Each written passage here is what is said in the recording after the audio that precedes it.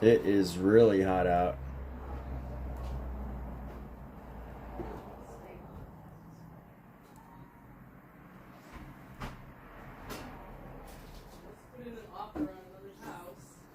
Nice. Good. Good. Window. Jesus Christ. All right, here we go. We're gonna be starting our live streams. The live stream is starting. This is exciting.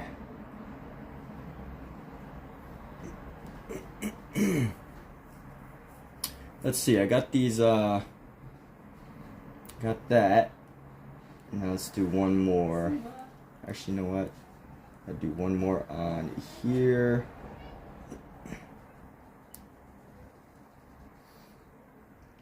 Yo, what's up, Omizu?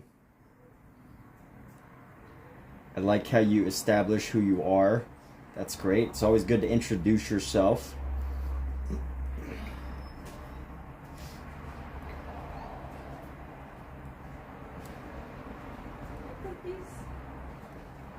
I mean, if you didn't introduce yourself, I almost might have not known who you are, you know?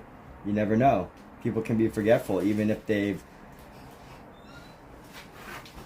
familiar with each other.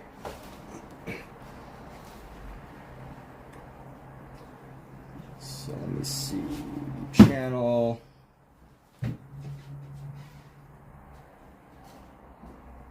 Yes. You know what's funny though is that Arts and Carifs was actually familiar to me. I just totally forgot that it was you.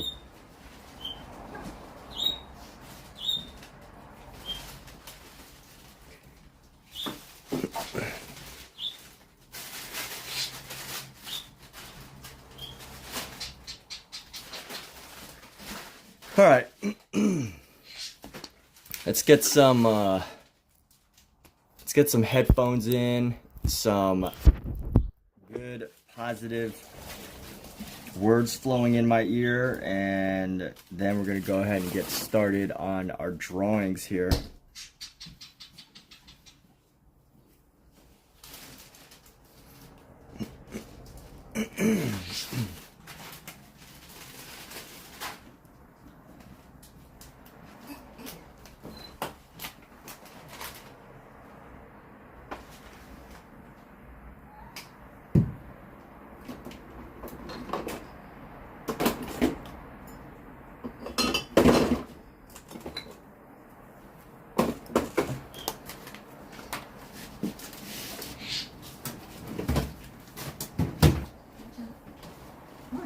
Get out of the fridge. Get out of there. Out. You're too big for that. Go. Move. I don't want to hurt you. Come on. All right, so let's get started. So what we're doing is these drawings over here. And let's see, I probably won't be able to fill this page. You know what, I could probably fill this page with this part right here.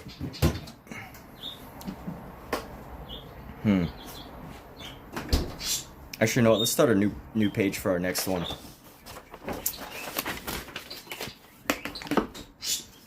And we're, of course, those of you new here, we're doing the Charles Bargue courses. That's Bargue.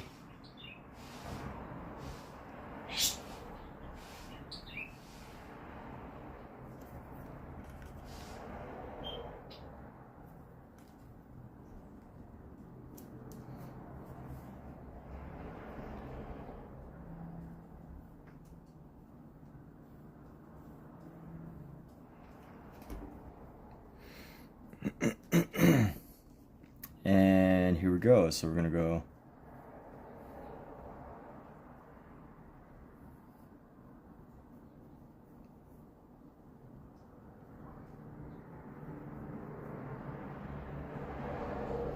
Nope, that's a little bit too big. Yeah, no.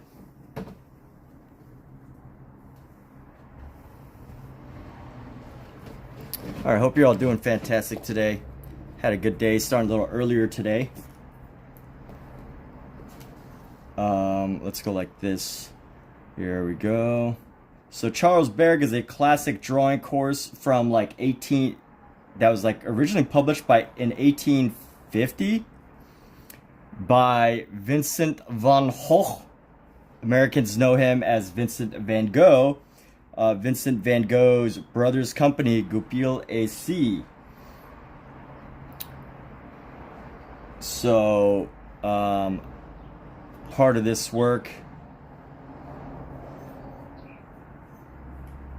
might look familiar to some because Vincent van Gogh used to do these drawings in his letters to his brother.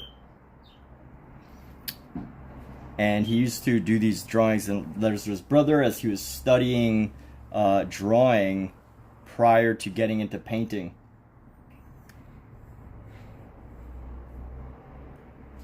Just some fun facts for y'all. And I can draw Zorro. Can I draw Zorro? You know, I probably can draw Zorro, but I can't do it right now. Or I could do it right now. It's just, I don't know, you gotta give me a reason to. You're gonna have to, I'm gonna need a reason to totally switch to doing Zorro. What's up, Bowenator? Good to see you nice and early. Not at the end of the night, huh? That's cool. That's great. I feel like Zorro literally just asked me to draw Zorro and then just dipped. Like he didn't even, like they didn't even want to wait to see if I would do it. You still here, Zorro? I find that funny.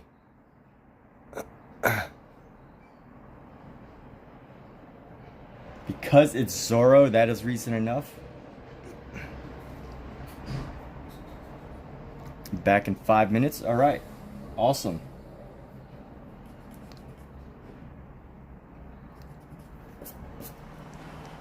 I need a reason. You gotta pitch me this commission.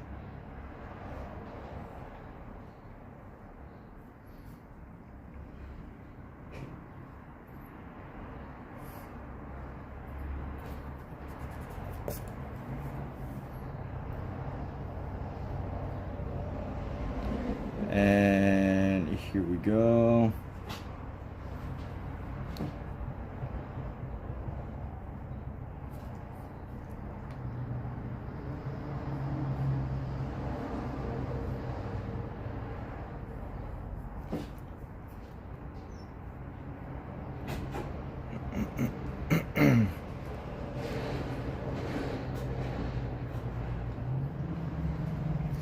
Da-na-na. And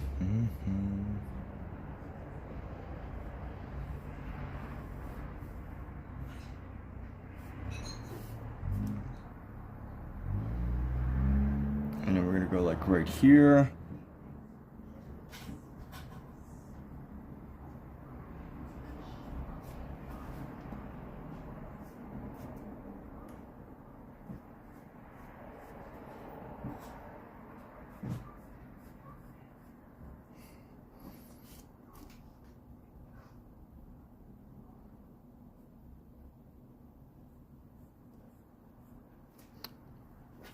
Eat some food. All right, here we go. So, as we're working on Bargue, I love Bargue because for the majority of doing these Bargue studies, you can kind of just like let your mind, you can just like shut off your brain.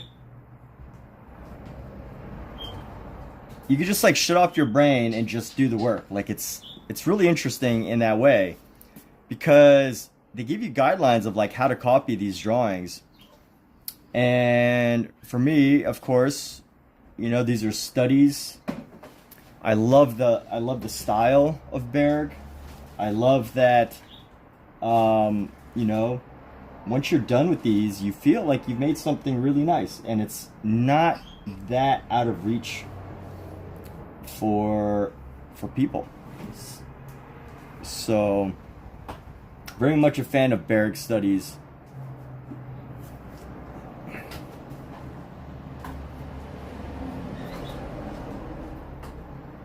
As you can tell, otherwise, since I've had an entire series based on these Bargue studies. But here we go. We're gonna keep the sketch going. Keep on sketching. You just got to keep on moving. That's the secret to life, is just keep on moving, right? Once you stop, it means you're either sleeping or you've lost all your momentum, which is not good.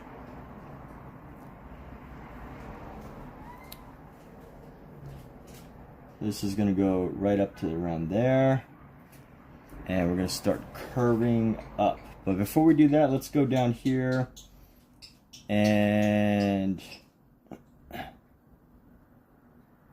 let's go actually bring this down a little bit.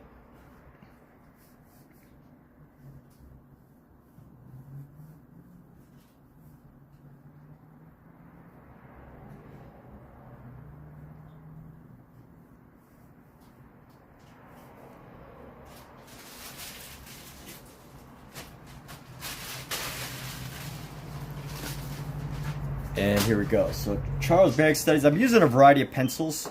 This is a Sketcher pencil by Caran d'Ache. I don't actually know how it's pronounced.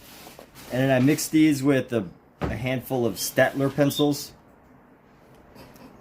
This is a STAEDTLER lead holder, which is the pinned message of this live stream.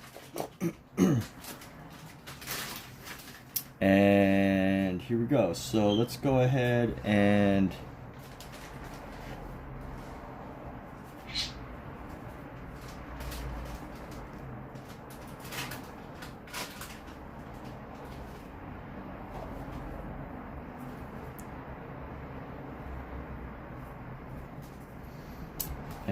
here we go. So this is going to come down below this, just above this thing here, this knee.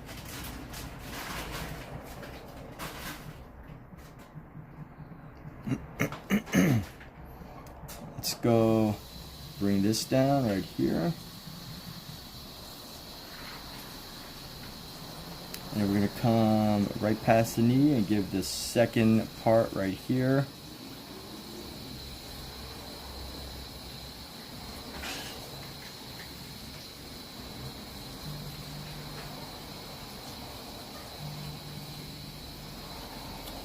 And here we go, just nice smooth, some nice smooth curved lines here. Nice smooth curved lines here. Go like this.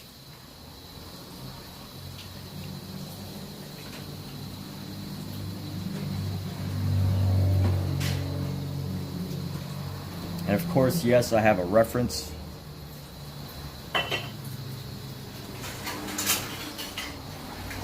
Speaking of which, you know, Zorro, if you really want to make a request, I think Omizu Paints hosts a live stream. He might be willing to do your sketch of Zorro. I don't know what that is, but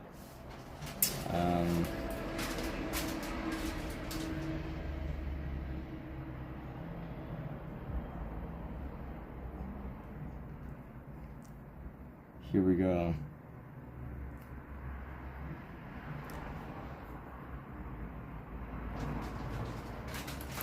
So Danny, what's up? Tired, had a long work day.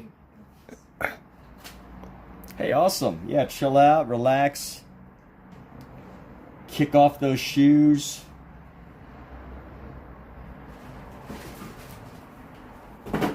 Prepare a warm bath. Whatever you need to make this day better. What was the best part of the day?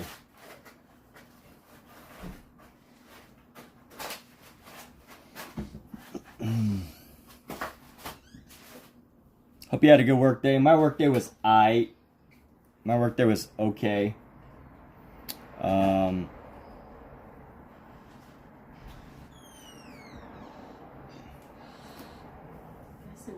It's just one of those days, you know. Let's do it fresh pet. Good. Fresh pet for you. Here's your fresh pets.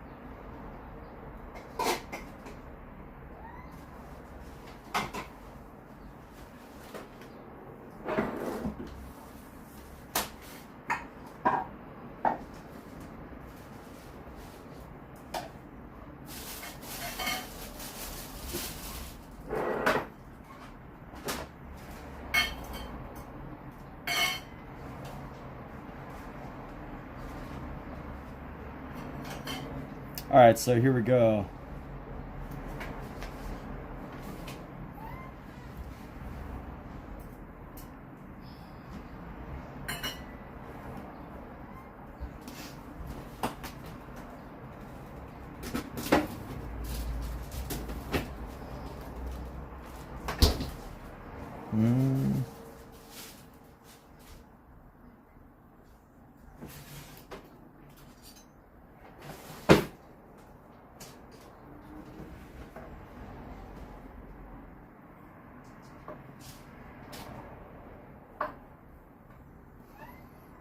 And let's go like this.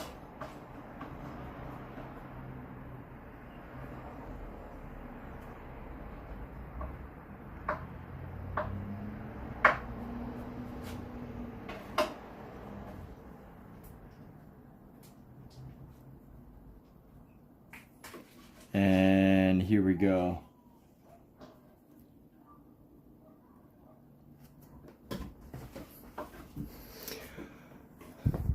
Yo, Arts and Karis, welcome. It's the first time I'm ever seeing that name. Why don't you introduce yourself to the world here?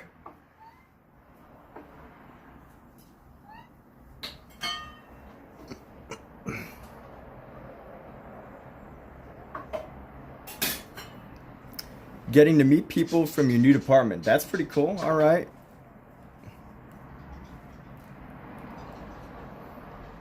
Meeting new people is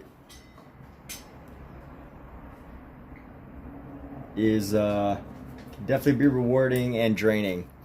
As long as you're cordial to the workers, that's all that matters. Don't want to start off on the wrong foot. Right on. Arts and Karis, you can't see the dual chat? Oh, well, let me fix that. I think, is that better?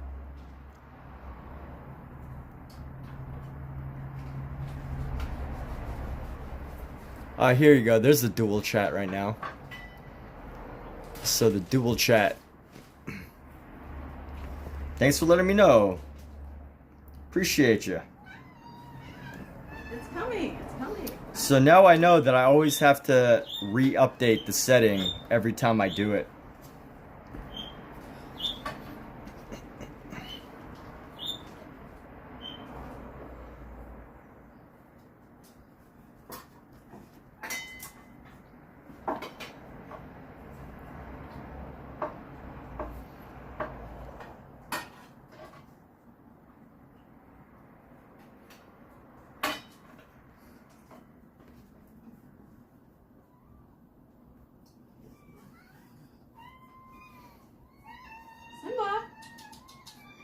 Come over here and have some.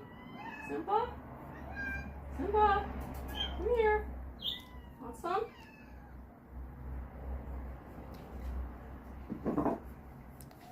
Simba, there's a bowl for you. But you know what, Omizu? You know what you made me realize today? You made me realize that I need to have a better answer for when people make requests Yep, there's more. for this live stream.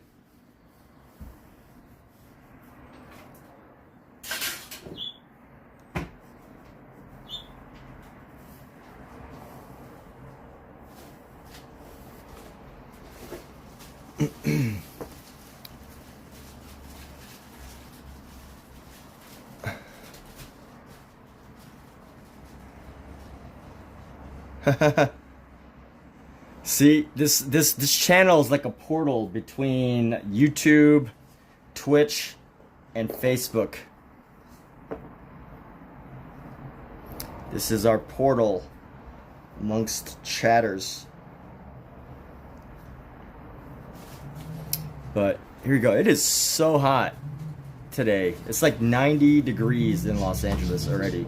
It's crazy. It's still winter. Huh? It's still winter. I know, it's still winter. Can you help me take this out? Like, these hairpins are sticking in really hard. Do you need my help with something? Yeah. What? Hairpins in the back here, they're digging into my scalp. Oh. Yeah, but you Simba. push them really. Here, tilt your head back. No, I was pushing them out. Actually. Simba, come and eat. Got it. Oh my god. Thank you. Is it still in the hair? Huh? Still in the hair, or you took it all the way? What? Is it still? Never mind, I got it. Thank you.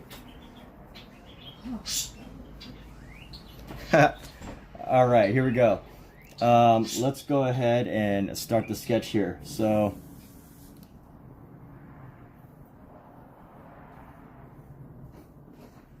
All right.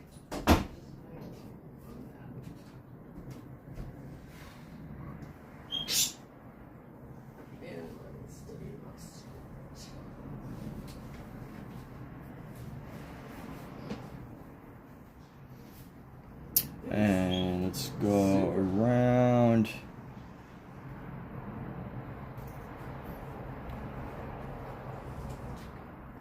Come down with this piece right here. Just doing this basic sketch. I think we could probably finish it within an hour. And you know what? The tip of this pencil is really sharp, but the rest of it is not.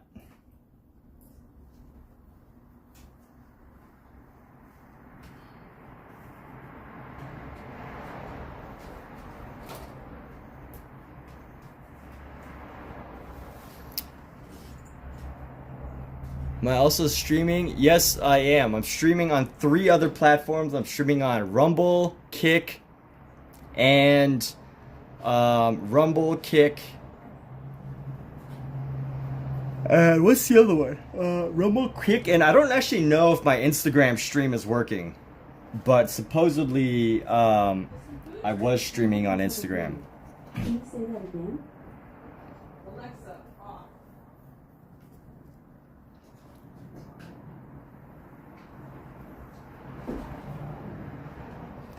So yes, the world is seeing your arguments, Omizu. The world is watching this drama unfold between Arts and Carifs and Omizu.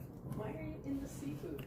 We're gonna have to call Dana White and see if he'll allow us to sanction a fight, an MMA fight between Omizu and Arts and Carifs.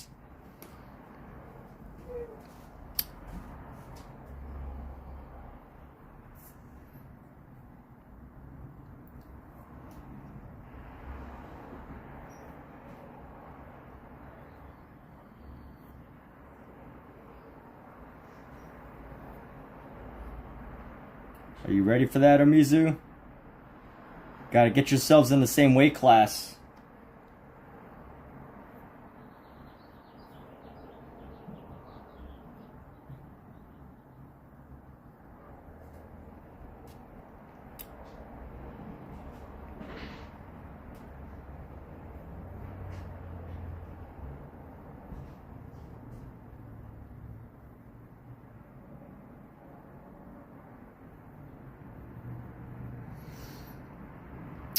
Am I also able to move that chat to the upper part of the screen? Oh, hey, that's a good idea, yeah.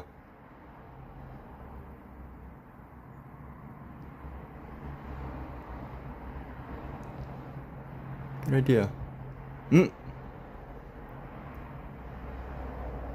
That is not what I want. How do I get rid of this? There we go. I wish I could resize this thing.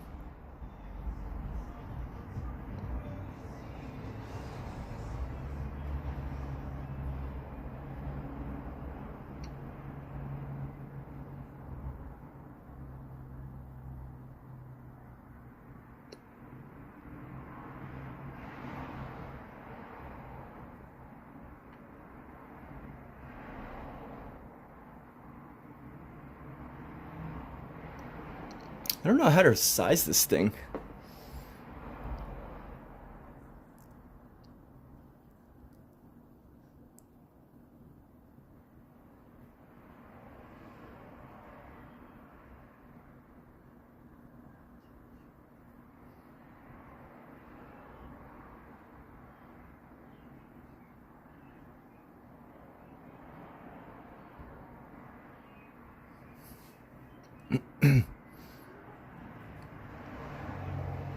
Yeah, I wish there was more customization on this thing.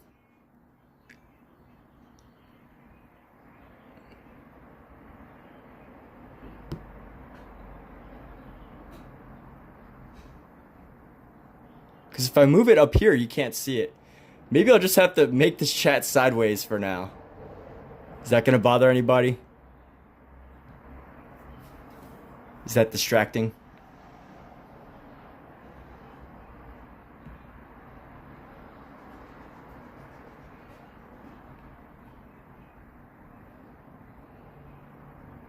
Here we go. We're just gonna have to put it there for now. And I'll just have to like move it around whenever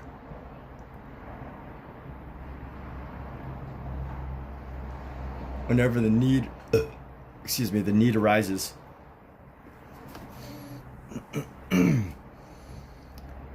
And here we go. So we're gonna go around here.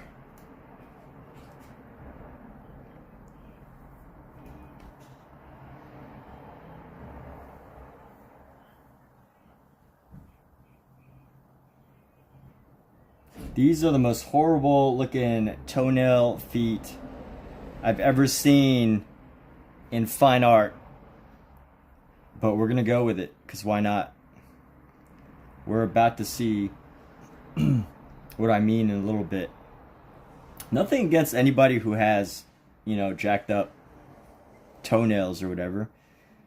As a runner, I get jacked up toenails all the time. But it is, you know, in fine art, I guess, in like classical sculpture, like, these are probably the worst toes I've ever seen. So on one hand, you know, I feel like it's permission to make ugly feet in a drawing.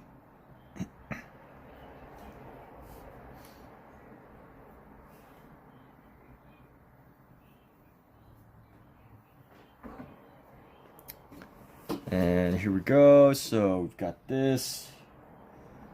We're gonna let our legs come up here.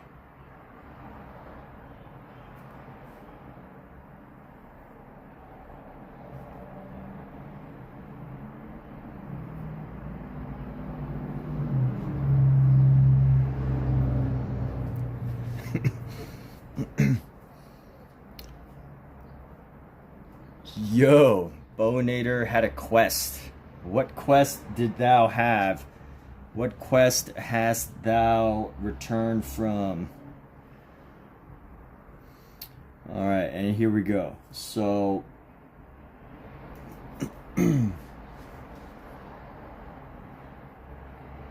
gonna go down here. Let's go like down here. Go like this.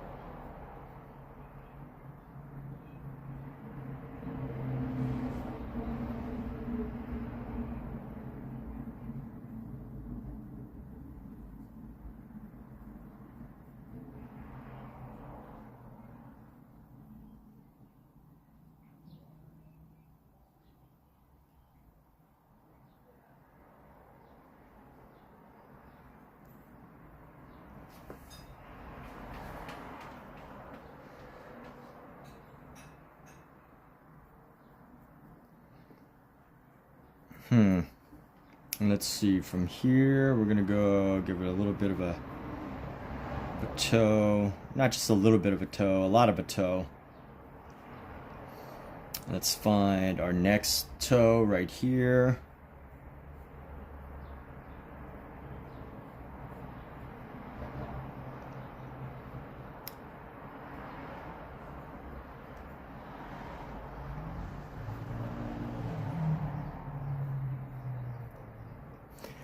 And let's see. The quest was devouring the Hamburger King.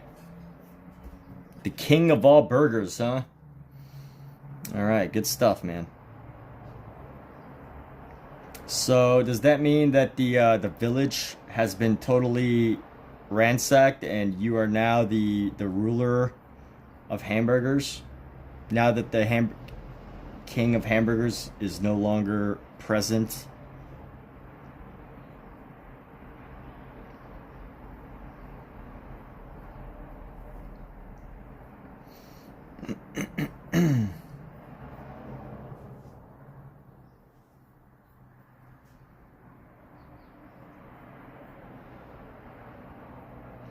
Alright, so we've got our basic sketch down. Let's try to get some of these toenails right now.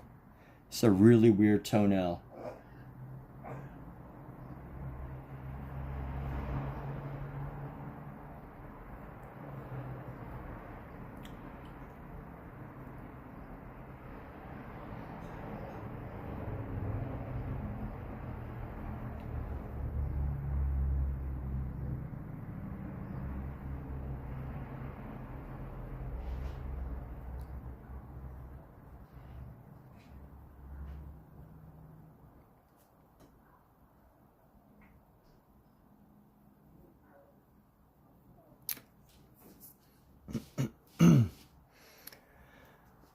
All right.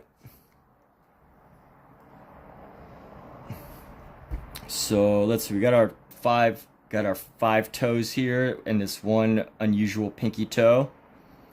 And let's go ahead and, you know what? We're gonna start with my favorite lead, which is our 6B. And the 6B needs some sharpening at some point, but I think for now, I think this is going to give us like a nice side curve to work with.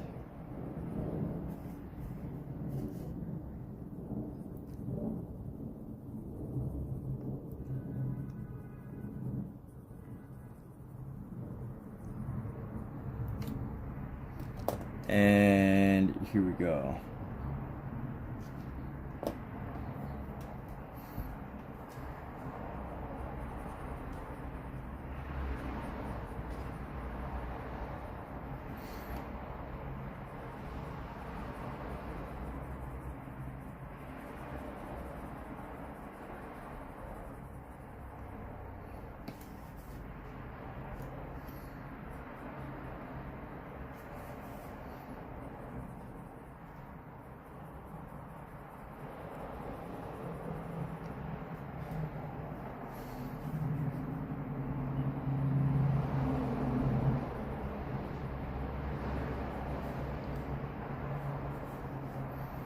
And we're going to continue down this all the way down to like right down here.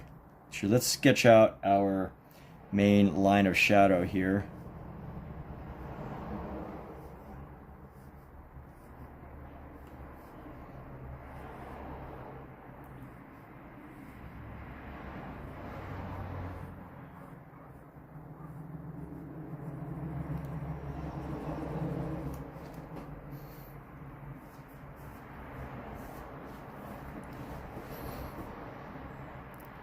What's up, Jen Homeyer? That name seems familiar. I feel like I've seen it in here before, but not for a while. I think, so my live stream is a little earlier than usual today, so, you know, those of you that are in here often, now's a good time to, like, you know, connect with some new audiences. So when I think of my live stream, you know, I don't think of it as just Huzzah Creative. I think of it as, you know, everybody in here expanding on an online art community that just continues to grow and grow.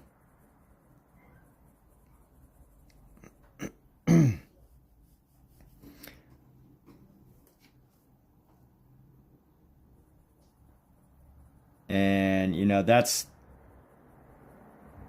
why I think it's so helpful to, you know, especially like I think you know, living in Los Angeles, it's easy to get lost and think that like everywhere is just like a booming arts town, you know? And I'm sure every wonderful city has a booming art scene, you know, everywhere from Burlington, Vermont to Miami, Florida, you know, to any small town in Arizona or whatever. But when I think of like LA, you know, it can be easy to forget just how massive of an arts community is in Los Angeles compared to other cities. And, you know, I feel fortunate to be able to have that. But I also realize, like, you know, when I stream, that it's awesome to be able to connect with people from other cities because I realize that sometimes people who are living in areas that are not booming arts towns, you know, can probably find it hard to find that social network of arts. I mean, it's even like in real life, it could be hard to find the right social network of artists, you know? Even in real life, it can be. Because not only are you busy, you try to do things on your own schedule and all that. You know, it could be a challenge for some people, myself included.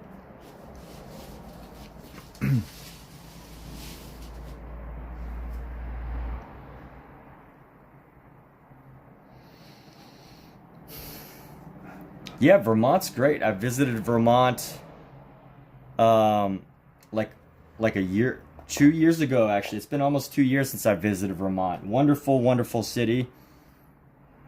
I would consider living in Vermont. Vermont's a beautiful, beautiful town.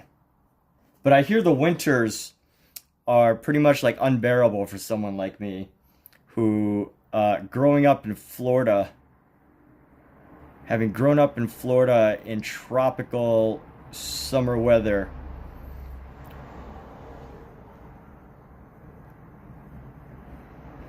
it could be hard to survive a winter in the Northeast.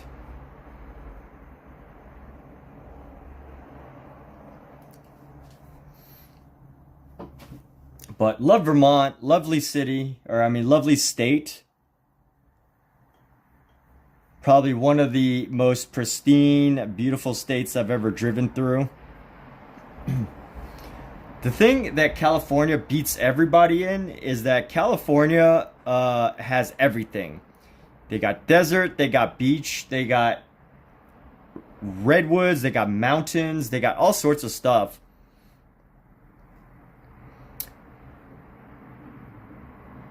But there are things that you just simply cannot find in Los Angeles or in California.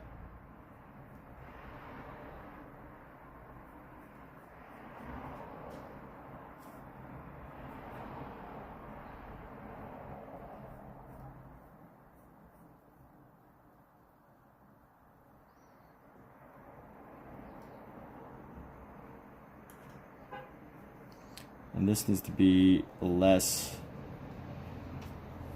of a curve.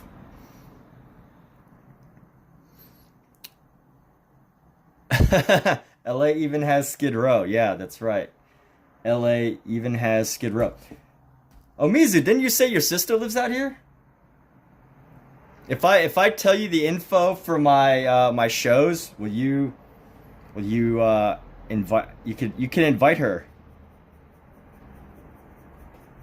Can send her an invite to my shows that are going to be out here in Los Angeles. So apparently my coffee shop show is going to be a solo exhibition in a coffee shop. That's exciting. I didn't realize it was going to be a solo show. A solo exhibition rather than a group show. So that's exciting. Didn't realize that at first.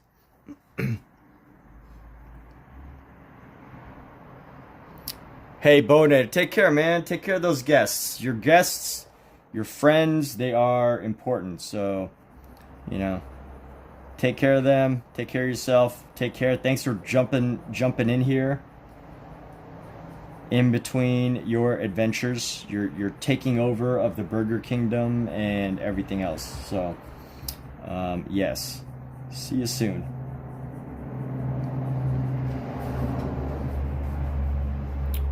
I feel like the quality of my sketches here have somewhat dwindled. Like, I haven't been as focused on accuracy as I was when I first started. But I don't know. Maybe I'm being hard on myself. I'm really looking forward to moving past body parts and into like these more sophisticated sketches.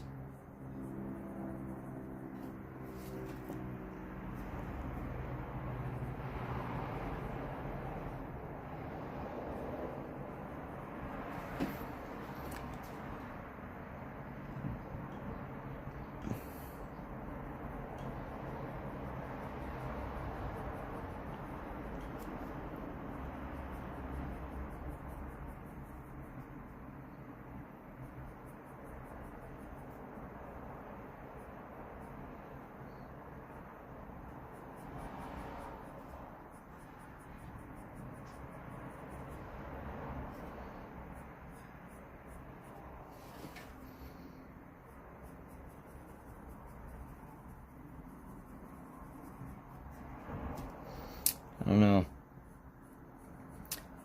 I've been getting that craving to paint lately, but I've been holding it off so I could work on this project. And will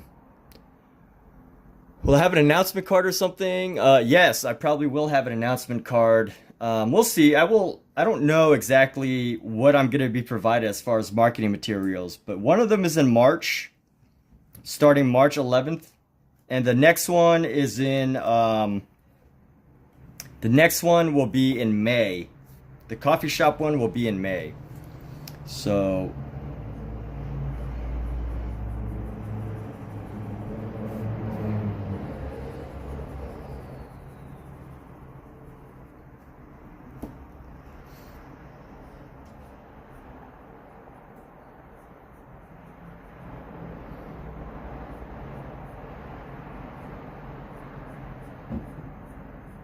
but yeah, I'll let you know. It'll be in my it'll be on my Instagram, but I'll be sure to let you know specifically.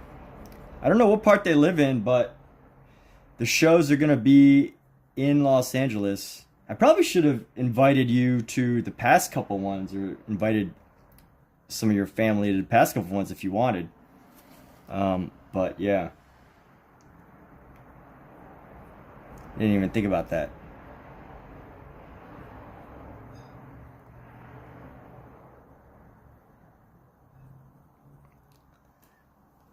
But how do you keep motivation to stick to a project? I don't know.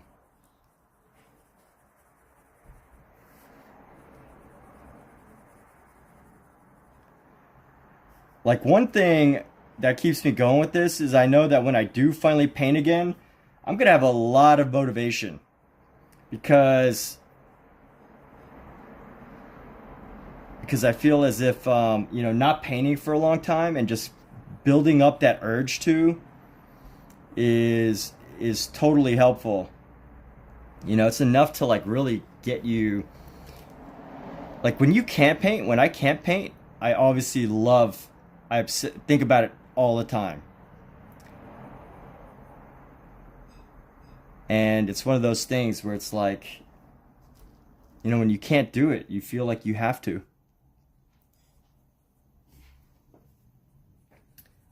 Maybe this is just my way of like keeping myself motivated.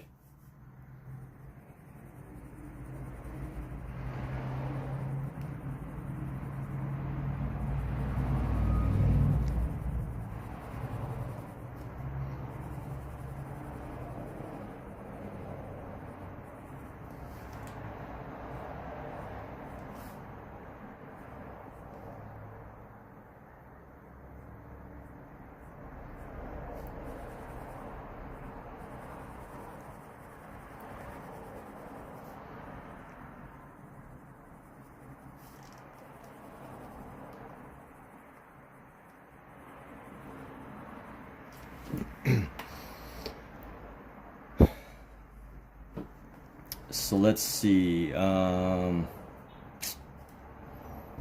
go up here.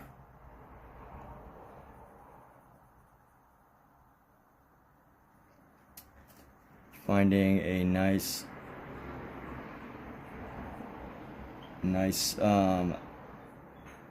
shadow here.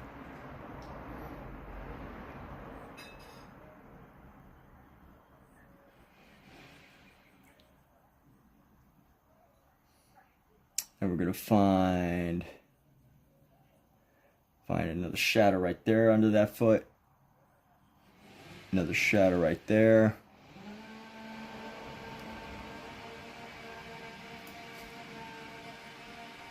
I don't know, I can't tell if the quality of these drawings has declined or what.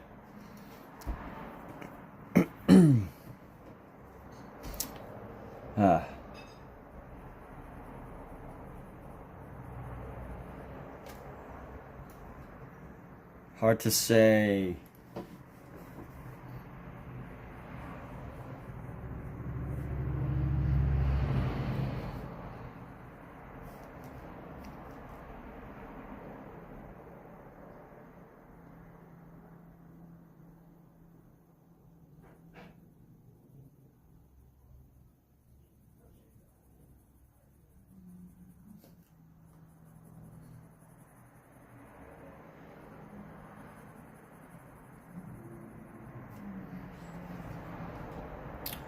And here we go. We're gonna go up into these toe areas.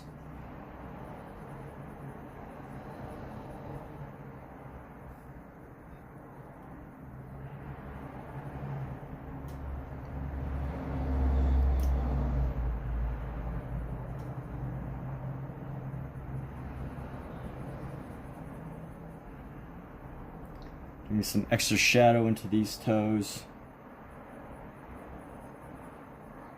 But a super light shadow.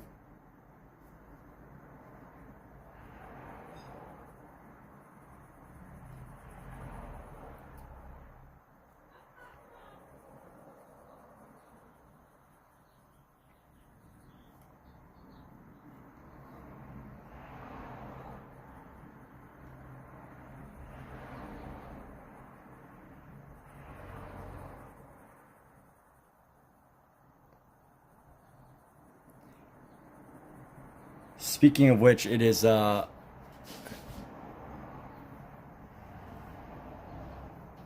his butt is too small and shouldn't align with the heel. You sure about that? I think the heel does align with the butt. I'm pretty sure it does, man. Because you can actually sit on your heels. What's up, Michael? Great to have you chime in. Really enjoy your commentary. A day without Michael's commentary is a day without positive feedback. And it's always good to have positive feedback, or even negative feedback.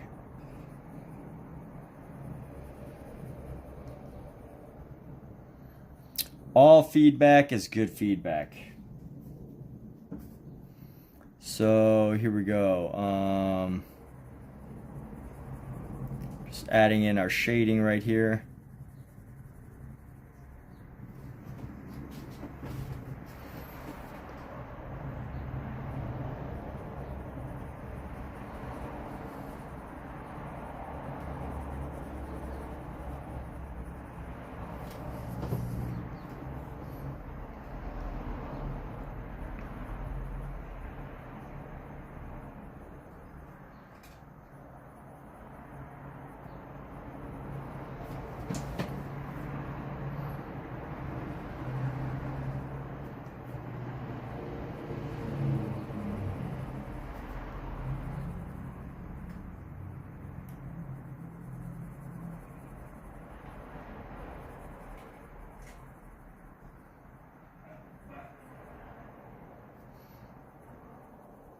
I think we got the majority of the main shading of this here.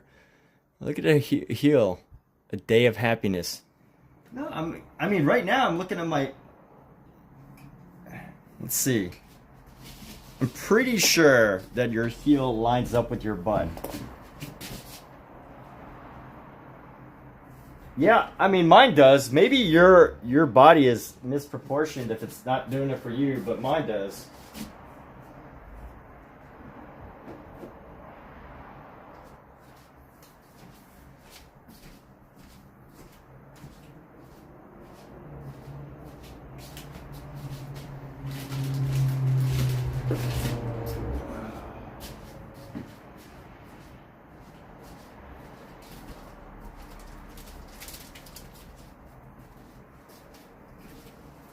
I have an obsession with Gatorade, and you know what's crazy is like I constantly say I don't drink soda, but Gatorade has maybe slightly less sugar than any soda. So is it really that much better?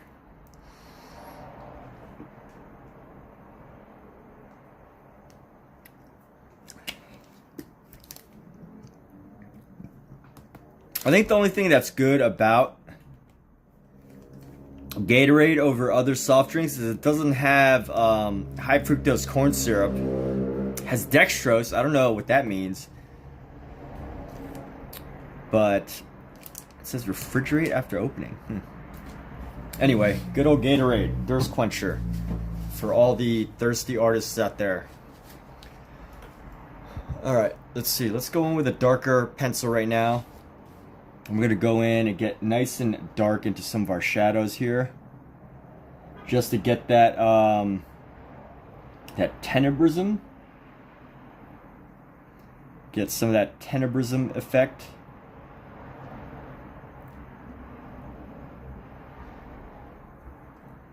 Let's just fill in our spaces, get it nice and tight around here.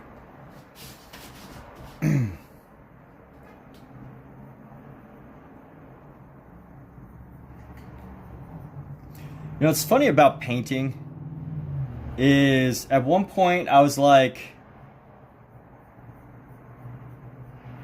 you know, I have too many paintings, but now that I'm getting, I've gotten these shows recently to get into, I'm like, I don't have enough paintings. I need more paintings for more of these shows that are coming up. All right, you know, here in this section, I need to erase away some of this.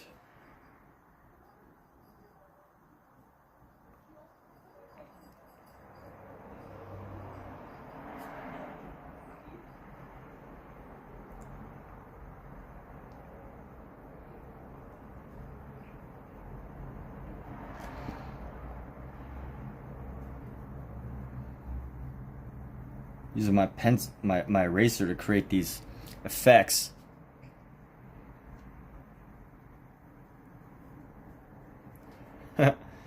What an interesting look. Go to put the pencils down. I will eventually. I have to. I've been getting the craving to paint.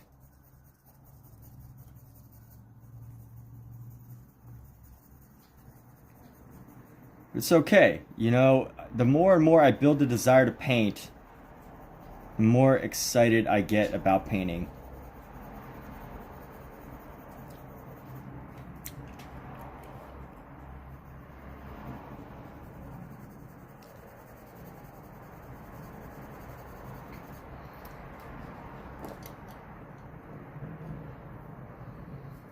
And we're going to come around.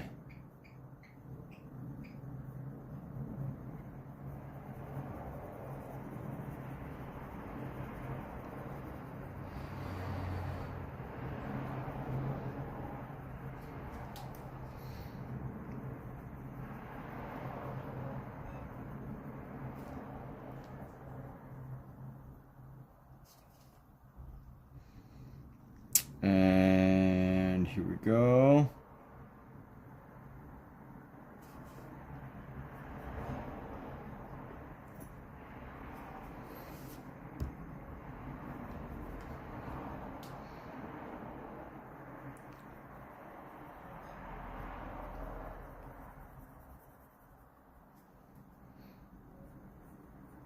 I'm convinced that this will make me a better painter.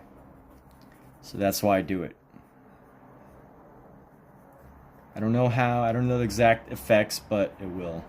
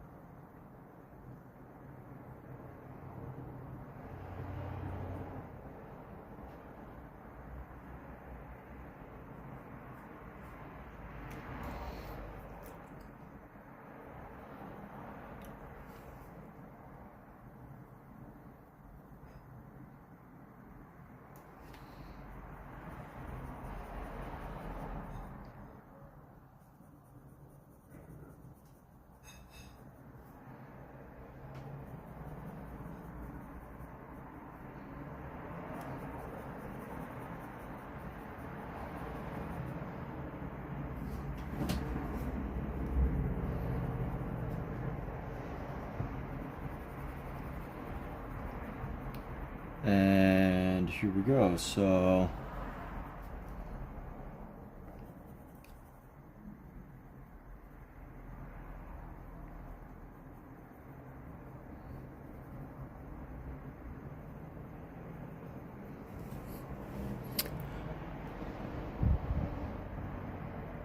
kneecap flatter.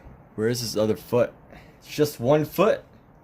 It's just a cast of one leg. One leg. You only need one leg to walk on. That's the symbolism here. There's symbolism.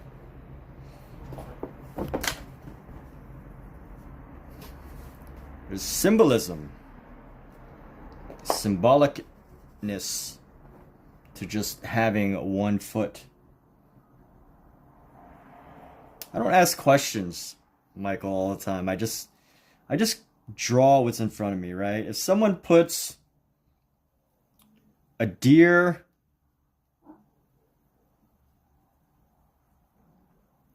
in front of me with a Santa Claus hat on and an apple in its mouth, walking on oranges, I don't ask questions, I just draw it.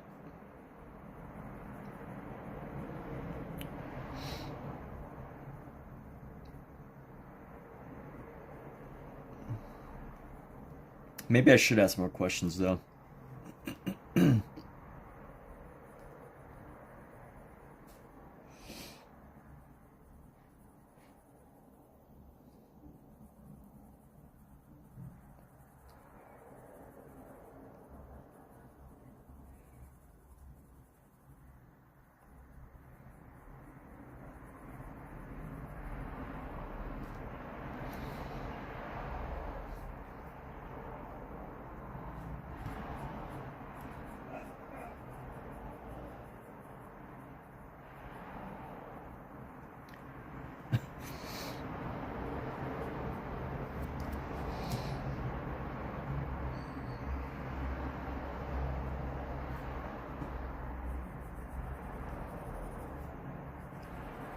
So these eraser markings have created this little effect here, and I don't know if I like it,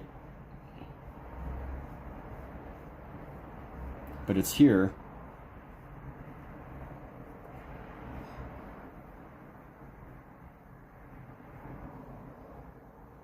Look at all that coming. Look at all that gunk coming off. All that gunk up on that trunk. Here we go.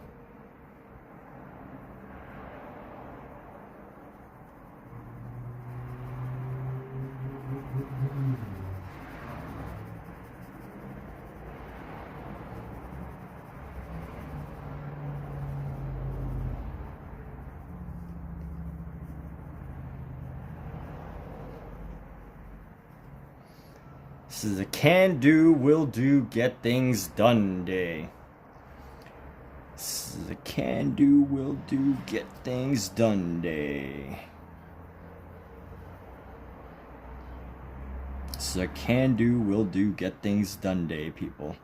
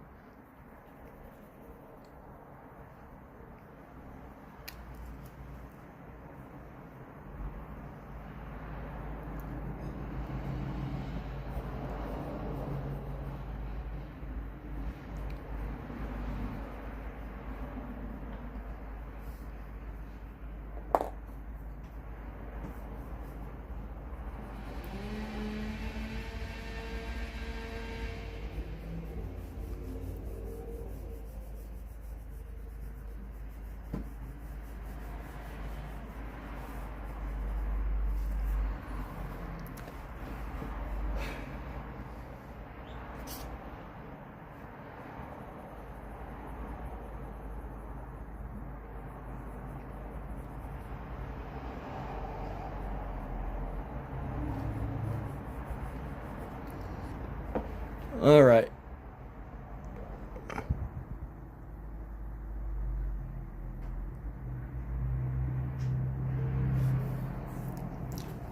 I like where this is gone, but you know what? Before I do the next one, let me just sketch out some of the stuff in the back, because the stuff in the back might be a little bit quicker and easier.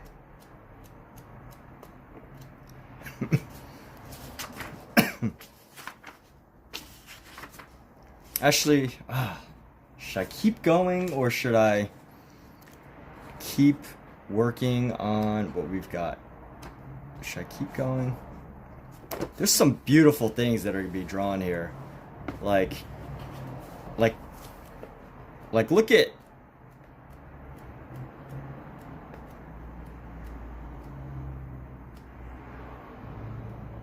I'm looking forward to drawing, sketching out some of these faces here.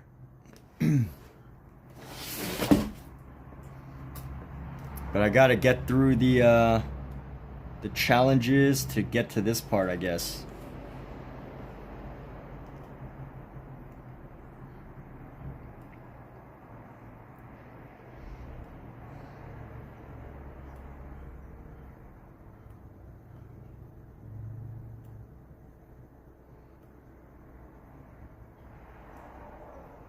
Like the problem with these though, the printing's kind of like low quality. A lot of it is blurred, so you can't really see exactly all the marks that are being made.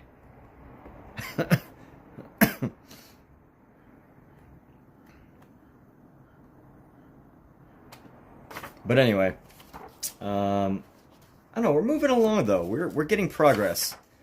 I've been feeling demotivated, but I feel like I just got to stick with it. And so long as I stick with it, we'll reach a point where I'll be happy with what we've made.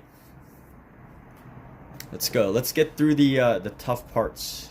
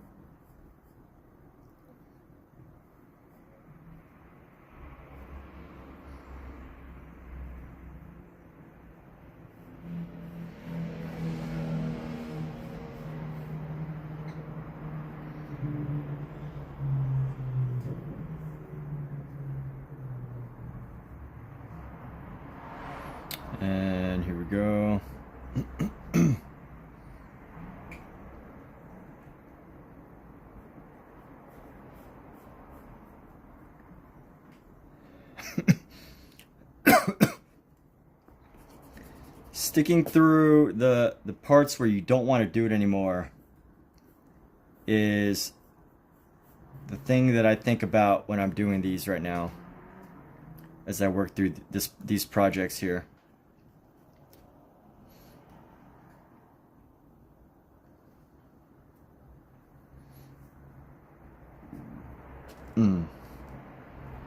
And here we go. We're going to bring this down right here.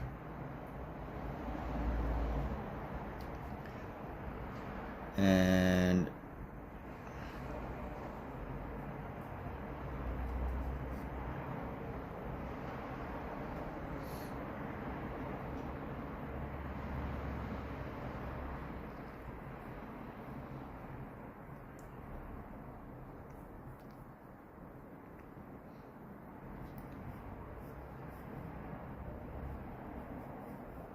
it's so much easier when it's like right next to it compared to if it's like 2 pages away.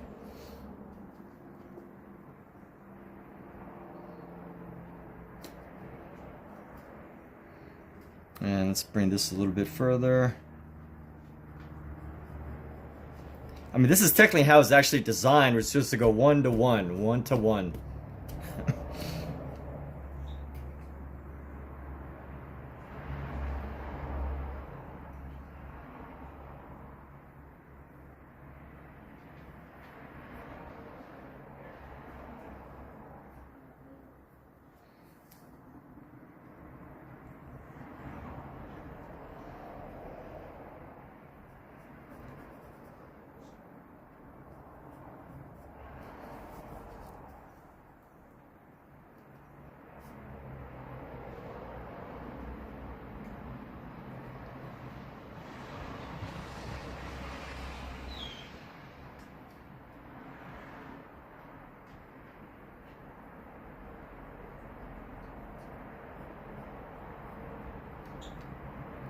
All right, here we go. We're gonna bring this down.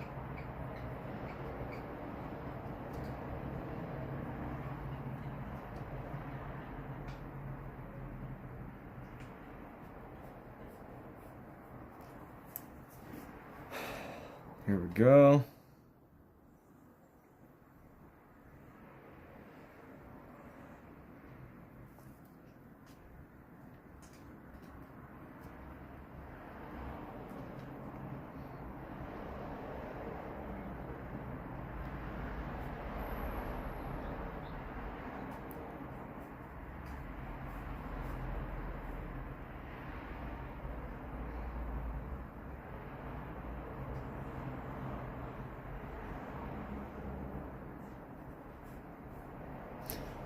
And let's see, let's see the angle, the width of this. If we go that pinky toe, this is about the length of one, two of these pinkies right here. So 1, 2, and then a little bit more. So let's try to find our spot right here. I'm gonna go down. Yeah, we should probably go. Let's do the rest of this here, right here.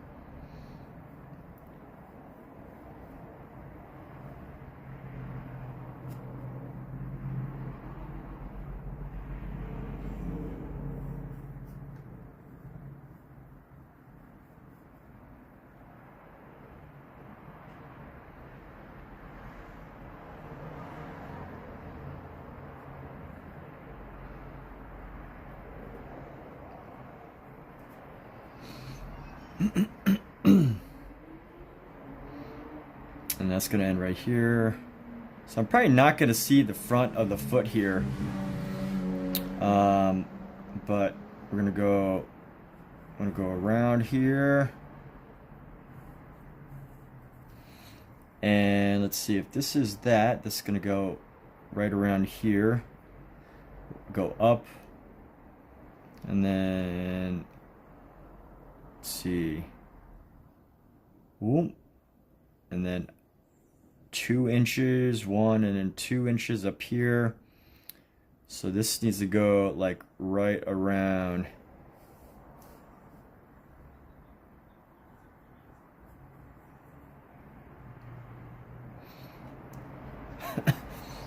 So you're probably not going to see too much of that.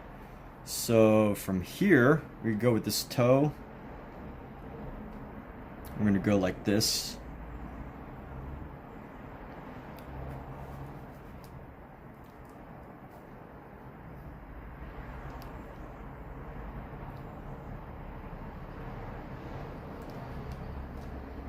And then we're going to come up with another one. This toe is going to be a little bit further. Let's go like right there.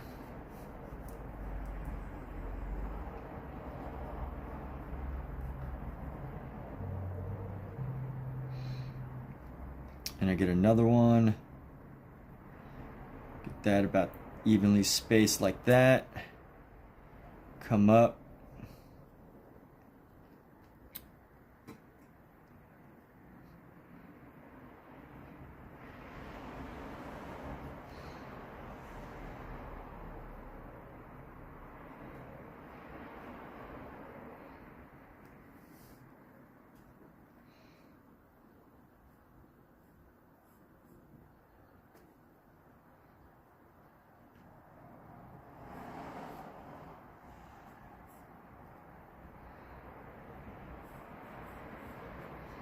And here we go, bring that around, bring this around.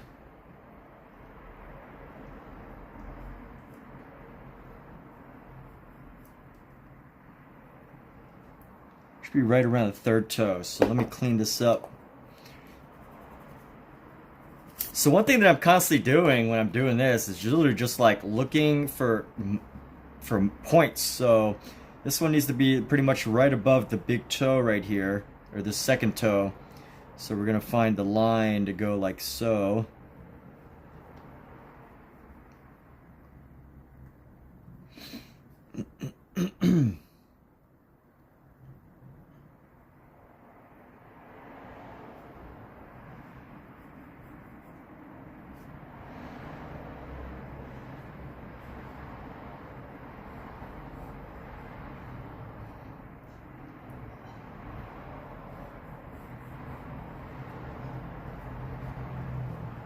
Let's find this piece right here. I'm gonna go come right down to about the butt line, maybe a little bit past.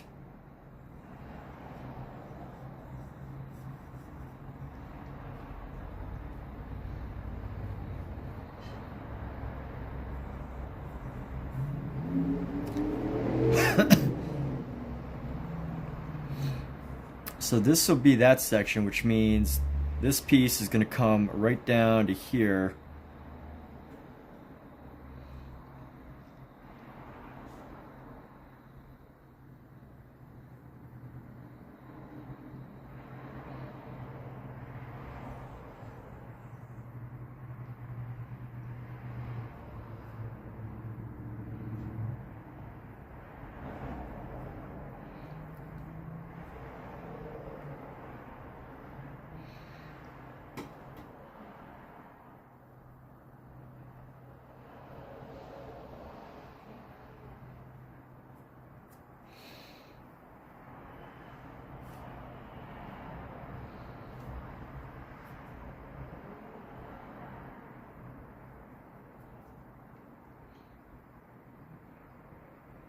And here we go. So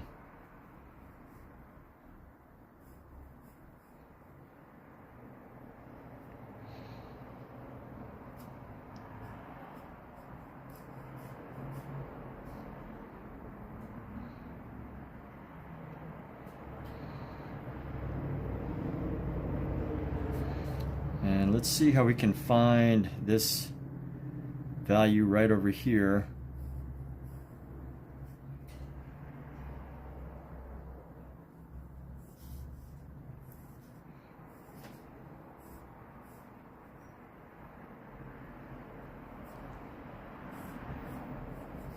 And there we go, bring this down.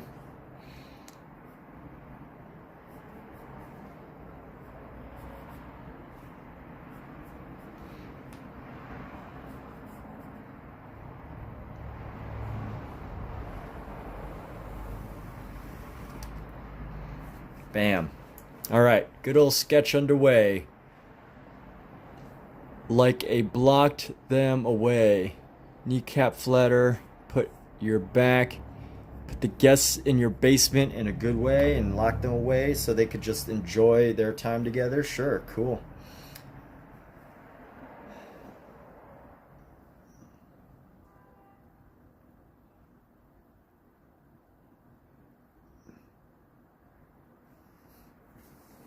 Honestly, I feel like this needs to be a little bit longer. So we're gonna erase away this section here. And let's see, we need to extend it out just a little bit. So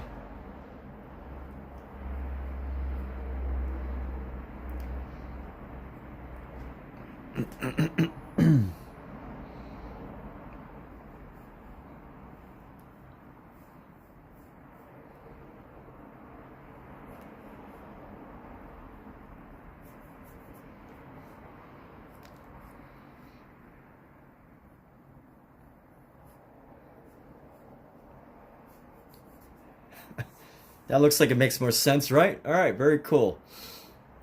Now let's go. Can that be seen? Yes, people could see that.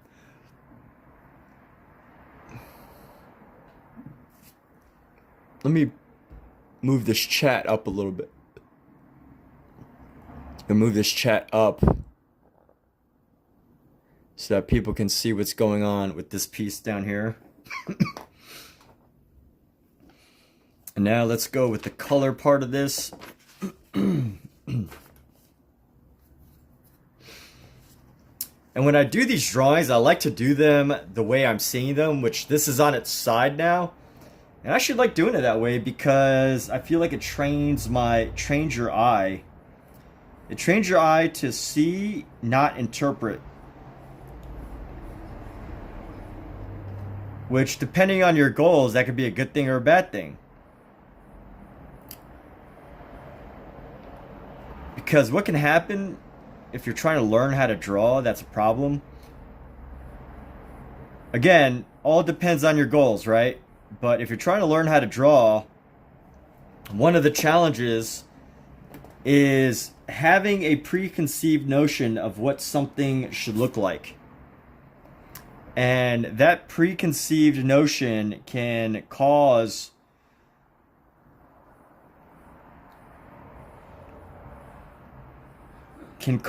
you to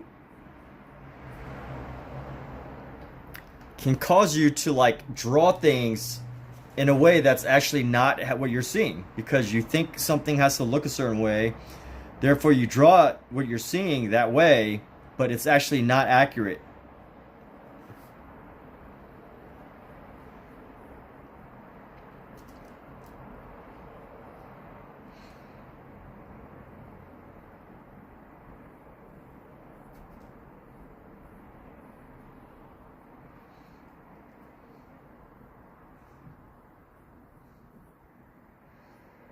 And here we go.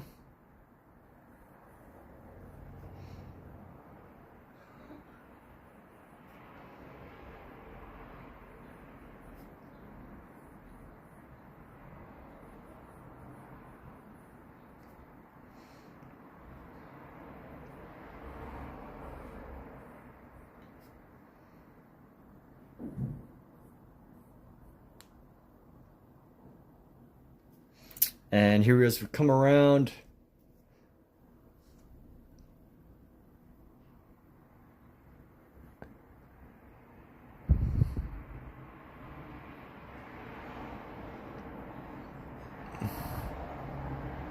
You have to look at your art like a peasant. Can you explain that a little bit? I don't quite know what you mean about looking at your art like a peasant. What is that? How does a peasant look at art? The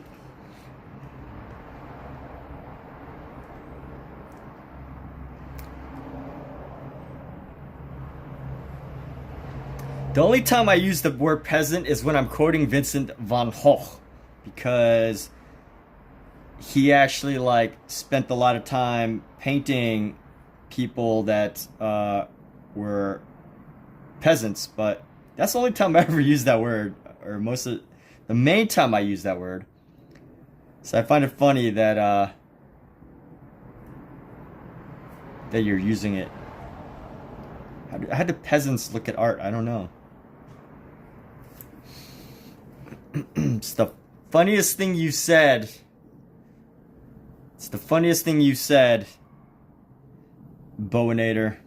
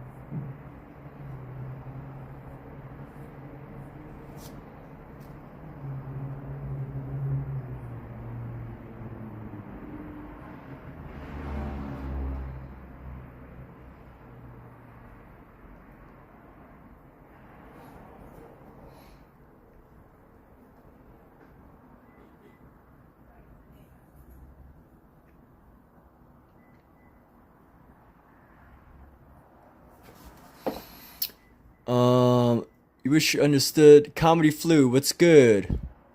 You wish you understood the last time you tried to speak with me. Oh, what's up, comedy flu? Yeah, hey, you know, feel free to clarify.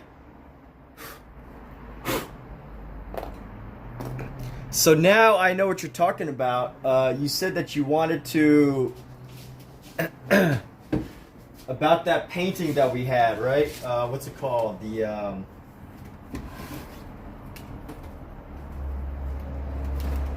Let's see if I can even find it. We're talking about the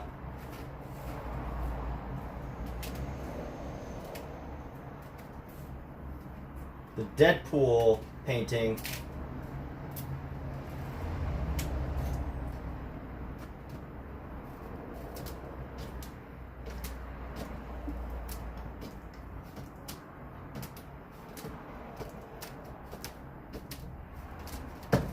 Which I just had it, I just can't find it right now. What painting did I do the Deadpool on? Where'd it go?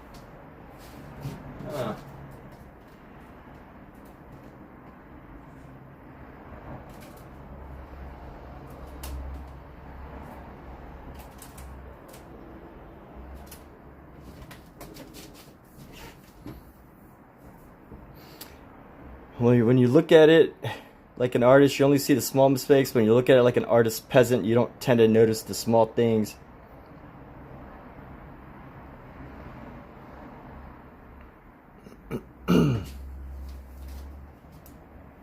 Yeah, I mean, you know, he definitely follows the common wisdom that we are always our own worst critic. Pretty much always. It's almost always true that we're almost always our own worst critics. And that will never change because we are all human beings. But as individuals, of course, we can do those changes. We can make improvements upon our own life. But as human beings, it is a natural tendency. So, you know, don't be too hard on yourself for being hard on yourself. But you know, at the same time, you know, if you want to do well at something, if you enjoy art, if you enjoy the process, you know, you need to come up with your own feedback at some level, you know.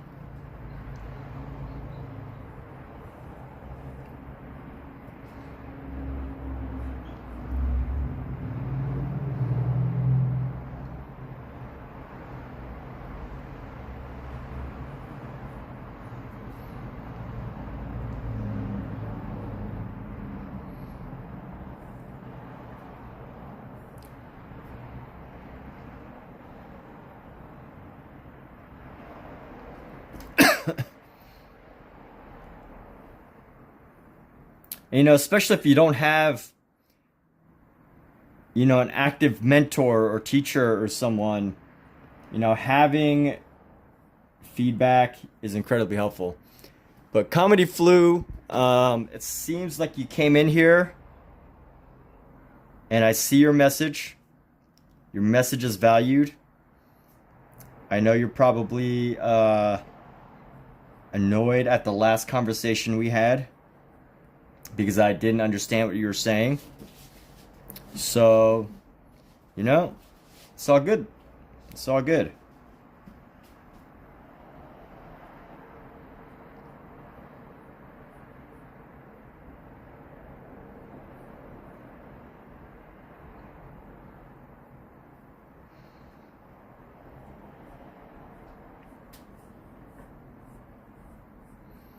Yeah, I totally wasn't clear on what you were saying.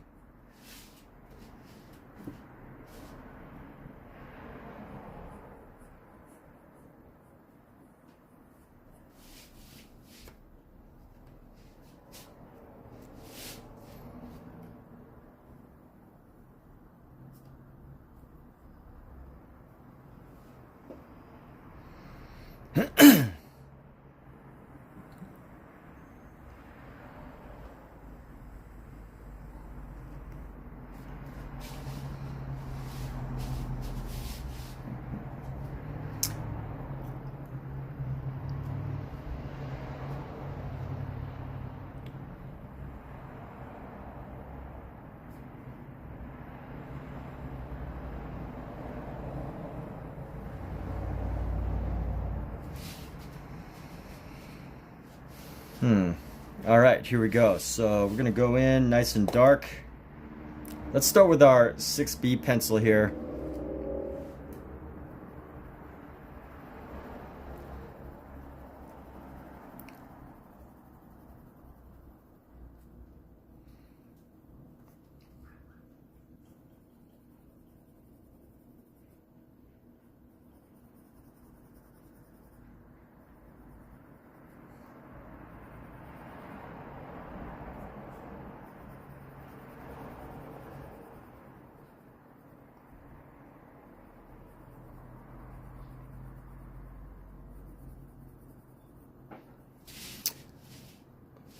All right, and here we go. So bringing this over.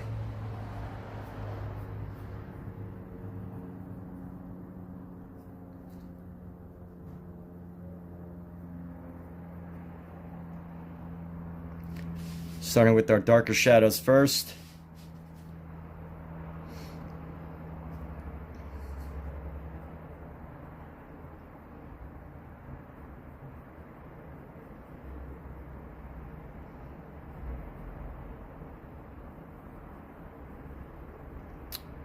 Yeah, I don't know if you're still here, Comedy Flu. But it seems like you're not, so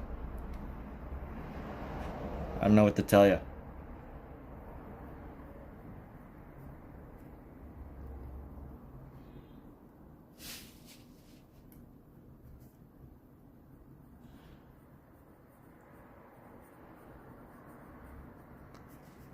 All right, let's go. We're gonna fill this. Actually, no, let's keep going with our dark shadow here.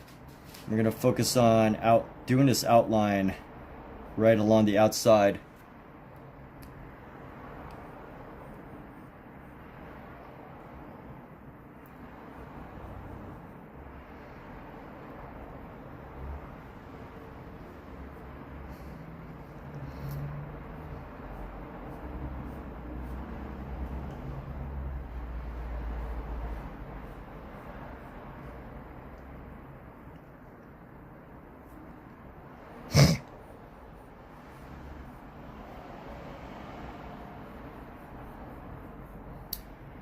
So I hope everybody's doing well with their New Year's resolutions.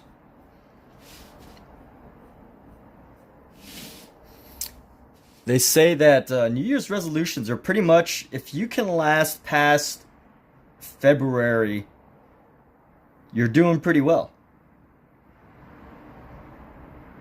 If you can last into March, if you can last until like the second week of March, you're pretty much gonna be doing consistently It takes 90 days, so if you get through March, you're pretty much going to build a new habit.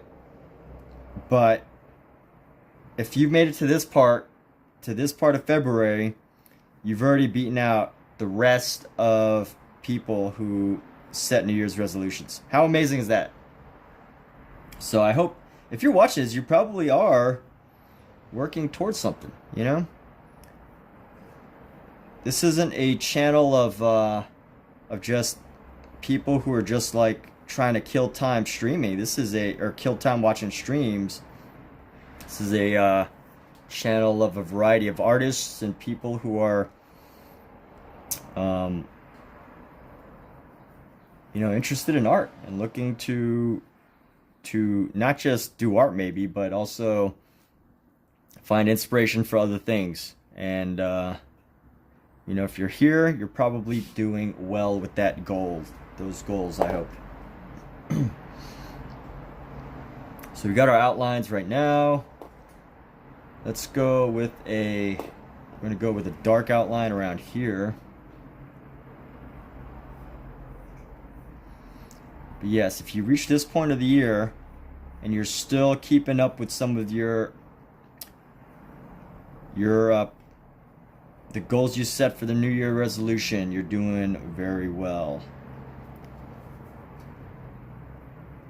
And I can only say, I hope that all of you are able to continue it through February. Keep it going, you know, just another month, and you could turn whatever your New Year's resolution was into a full-on habit. And how do you, like, let's just use gymming as an example, going to the gym as an example of building a fitness habit. You know, what does a habit actually feel like? And, you know, most of us talk about habits like things that we can't not do, right? Like, I used to have a habit of biting my nails. I don't bite my nails anymore, but I used to. And it's just like this compulsion.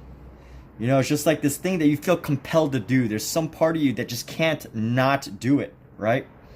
And I can totally relate to that because I used to bite my nails. And I totally get what that feeling is like. So what does it feel like to have the habit of exercising and just being in a habit of needing to go to the gym? You know, how I would describe it is like your body just constantly feels like it needs to be working out. It constantly needs to feel like it's moving, you know? Sitting for extended periods of time just doesn't sit right with you. And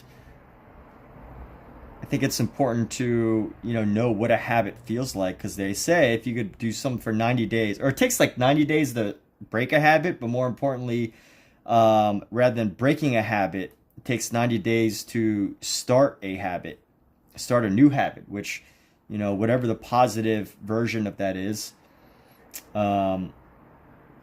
You know, in our case, going to the gym, exercise, fitness, these types of things.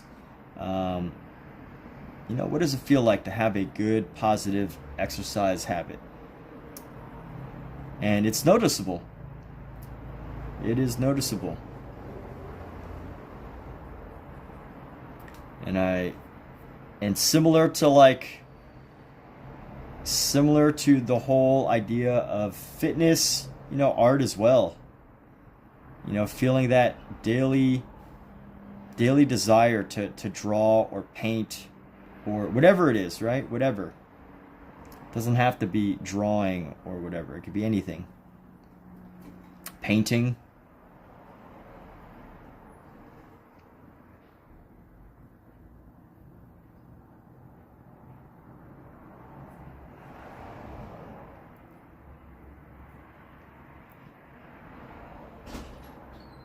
You're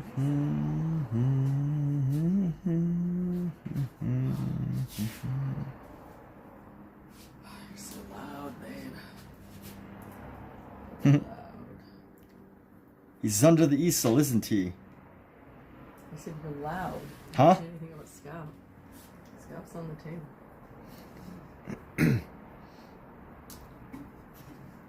You did not hear what I said. Alright, let's go. Now that we have this, we're going to go get some of our shading done right here. Let's go.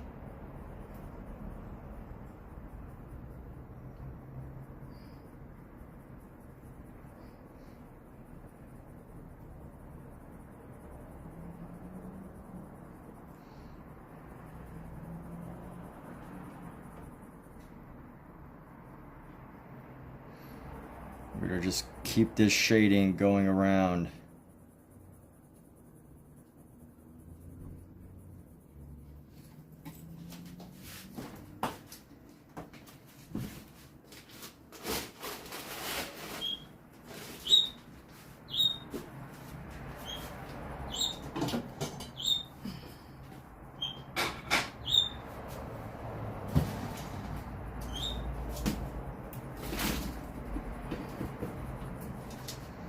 Let's keep this baby going. Go get the shading all the way across.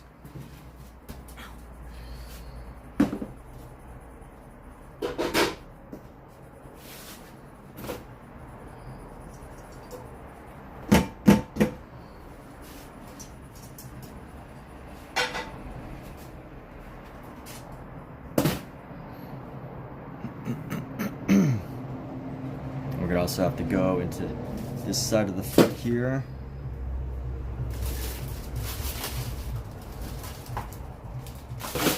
The lighter shading. Let's actually go into here and figure out some of this shading as we go across this piece right here.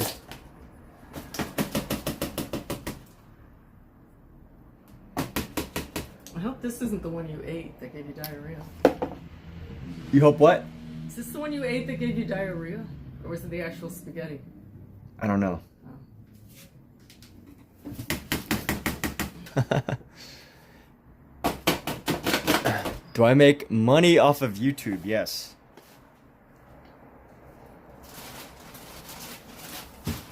Yes, I do.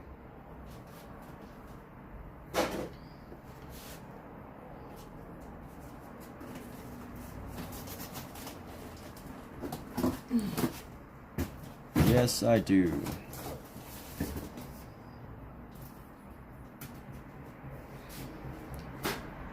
Yeah, one way you could tell is you can easily subscribe to my channel. You could subscribe. You get a couple little badges in the chat if you subscribe to my channel. Not just follow, but not just subscribe, but like actually do a paid subscription. There's the main benefit is that you help support a user supported a viewer supported channel. But yeah, you can help support this channel by becoming a paid subscriber for a monthly fee.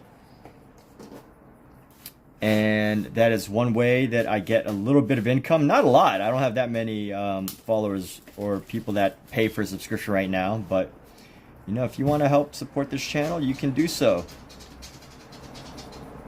You can do so. It goes a long way. A little goes a long way. And you can get a nice little badge like Omizu has that features some of my artwork.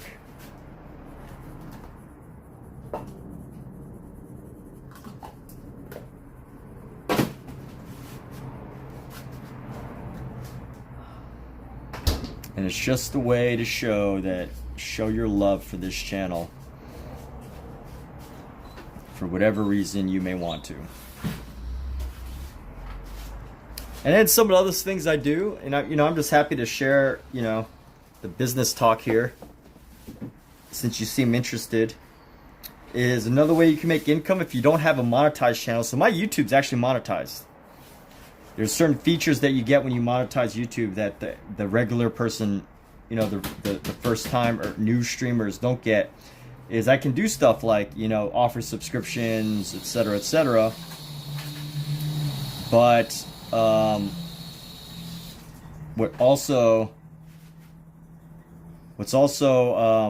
something that you could do is you could live stream and you could pin a message.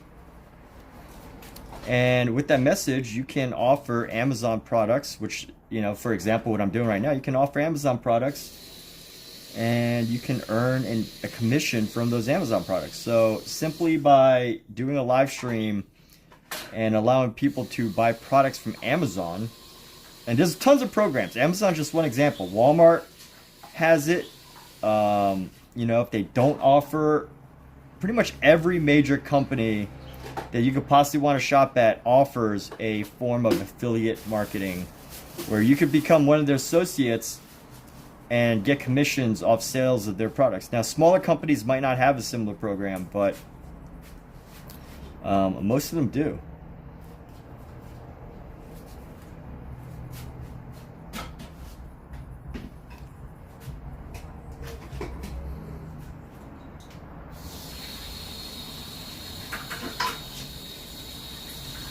You just pin the message like this, like what we do. Do I make money off ads? Yes.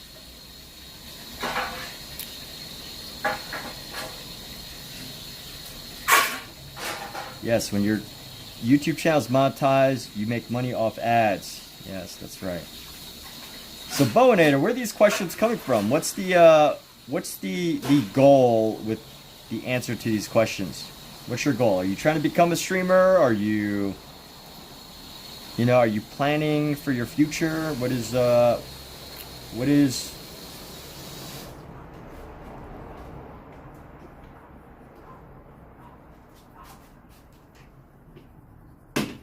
you trying to find ways to monetize your channels? What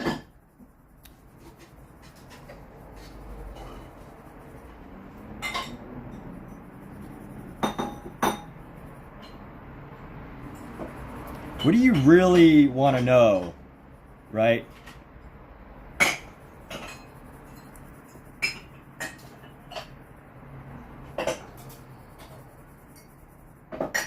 What are you really trying to figure out here that's not tied to me, but like what is it that you want to do with these questions?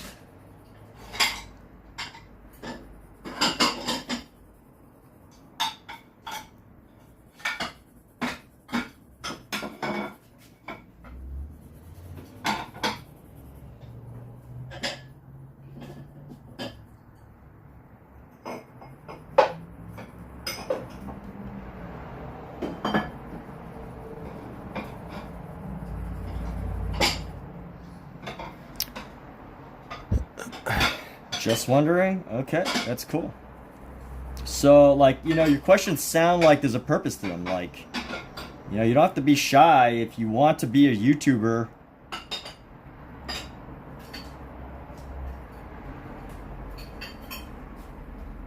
But you have to be, specific about your questions, like, you gotta be specific about what you want. Surely you're curious for a reason, because, it probably almost seems obvious that anybody who's on YouTube who spends as much time as I do on YouTube is earning something from YouTube. You could pretty much almost guarantee that that is the goal, right? So my real question to you is, what is your goal with these questions? Like, and I'm asking because I actually want to help answer questions that you might have, but you gotta get specific about what you're looking for, what you want. And if you're being shy about your desire to start a YouTube channel or whatever, then that doesn't help you. That's not a good, it doesn't help you. It's not, yeah.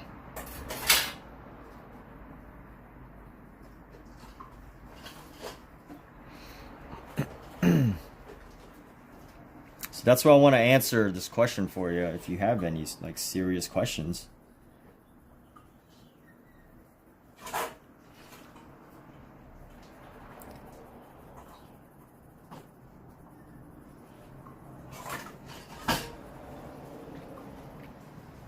goals, questions, anything, you know? Whatever goals, questions you may have.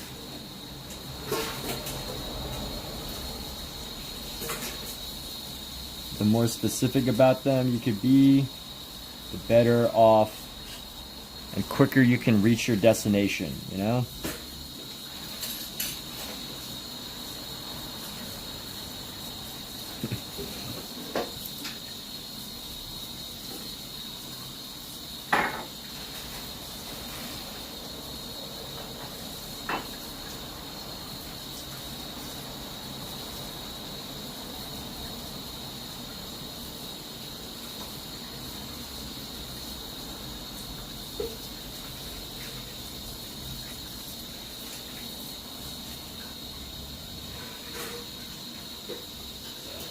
All right, and here we go.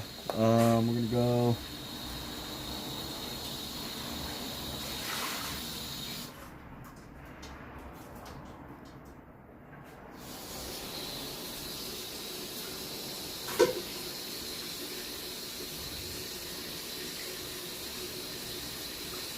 Let's go like this.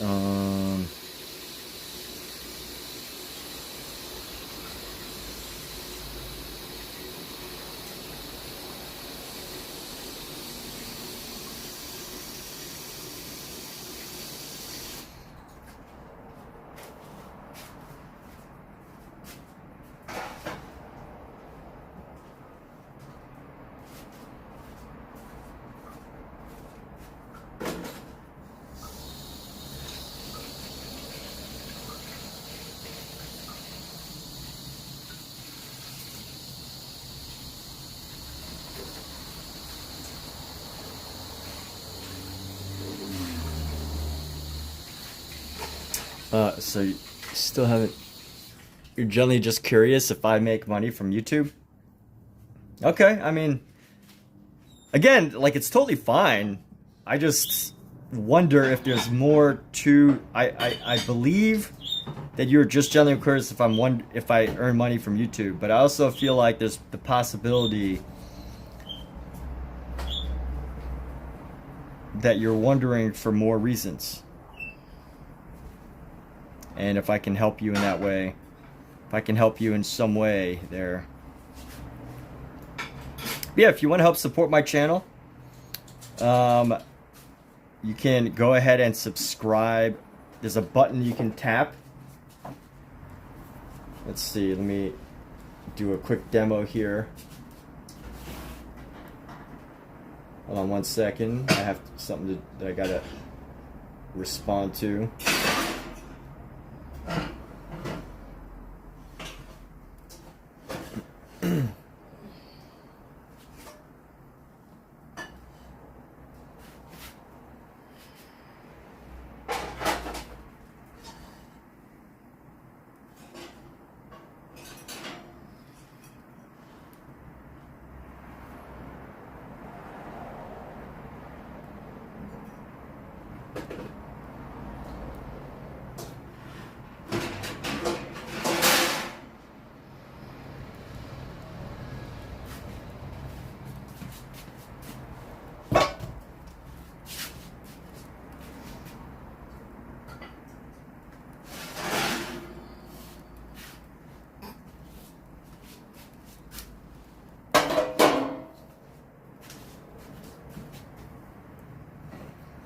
Let me find my channel here.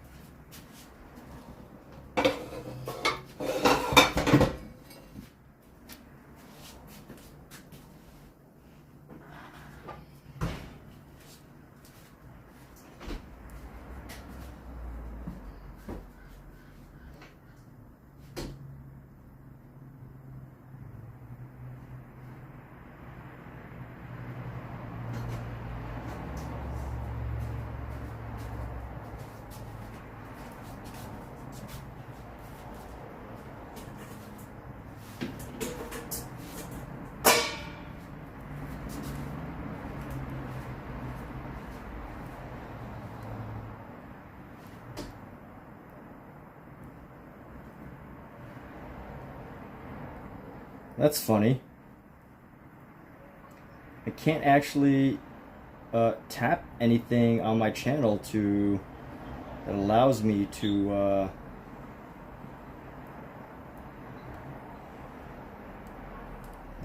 do what I'm trying to do. Oh yeah, here we go. So if you look right down here, you can tap that, and then you can either sign up for a membership or gift a membership or a super chat, and you can subscribe to this channel. Yeah, that's an option for you, just so you can see how it works. If you are looking to start a channel, you know, it's good to know the avenues that people make income through YouTube, because it's a very powerful thing for anybody who wants to find alternative ways to earn income. It's great.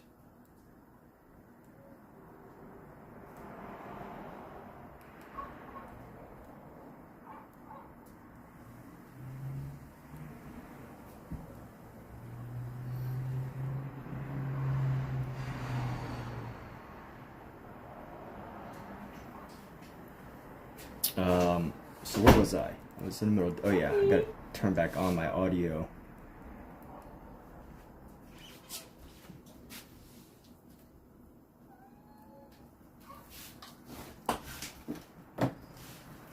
Alright, so where was I? I was doing this, and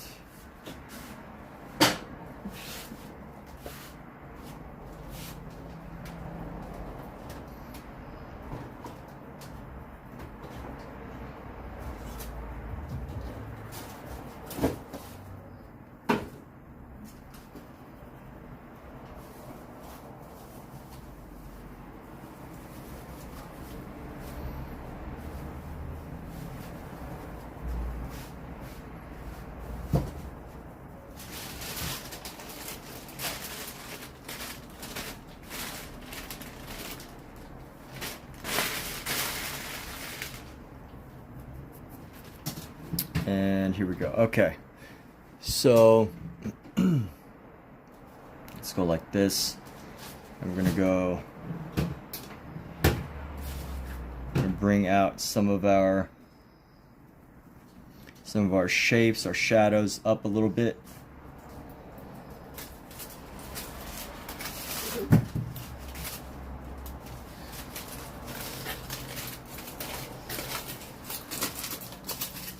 Oh yeah, here we go. We got to bring back, got to add in some of these toenails here.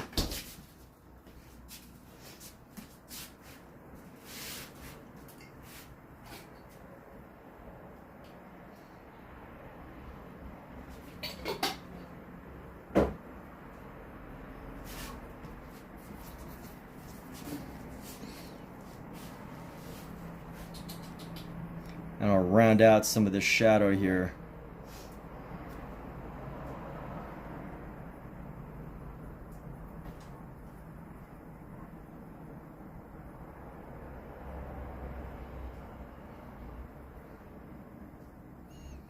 And then here we go.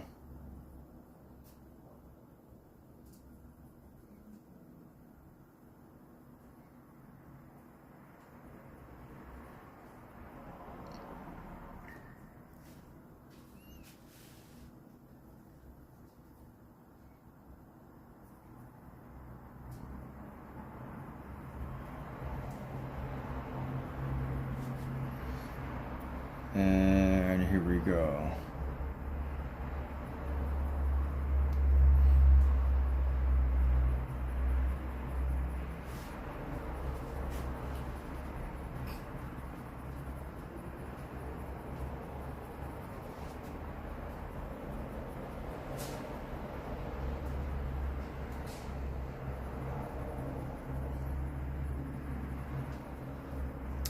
But yeah, Bowinator, if you do want to know more about streaming and all that, feel free to let me know. You know, you don't have to be,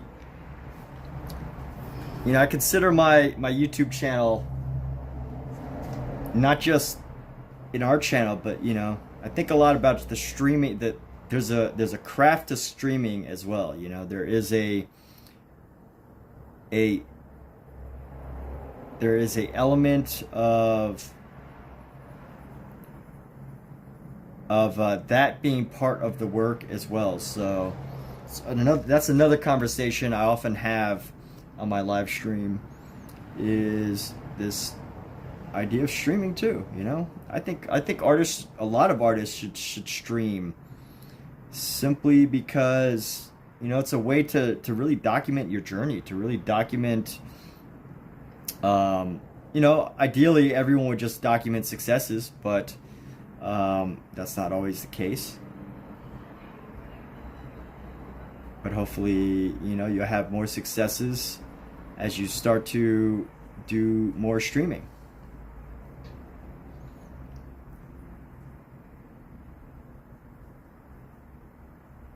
And here we go. We're gonna go like that.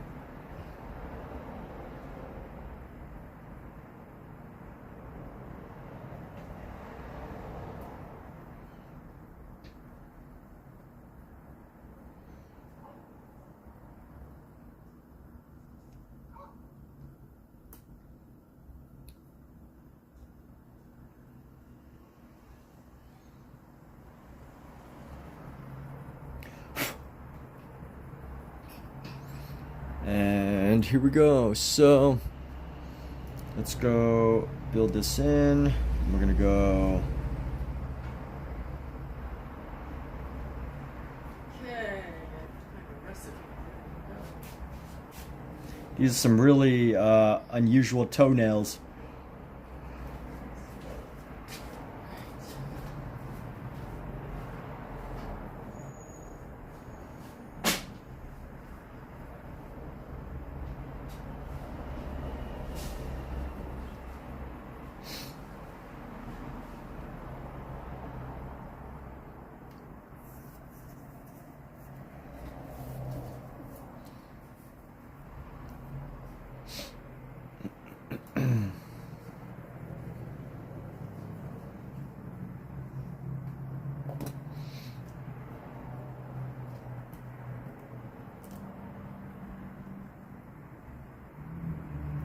Just racing away, smoothing out some of these edges here.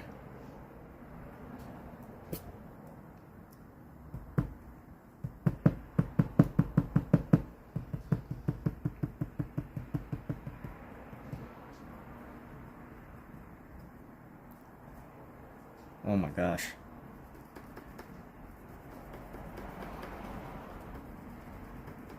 It's actually a cool effect when you have like a eraser that's got like,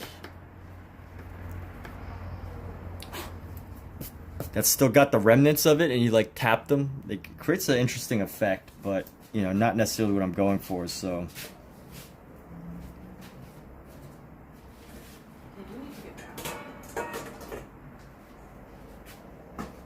No.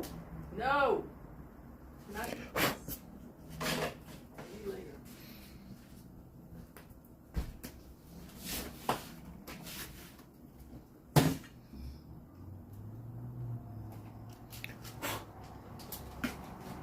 all right, and then we're gonna finish this piece, by just adding a couple of shadows that make it just a little bit darker in certain areas.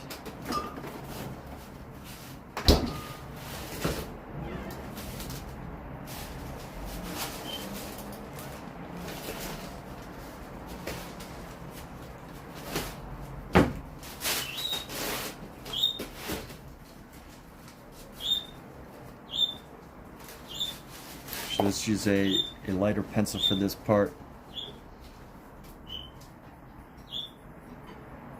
Just add a little bit of shadow into that.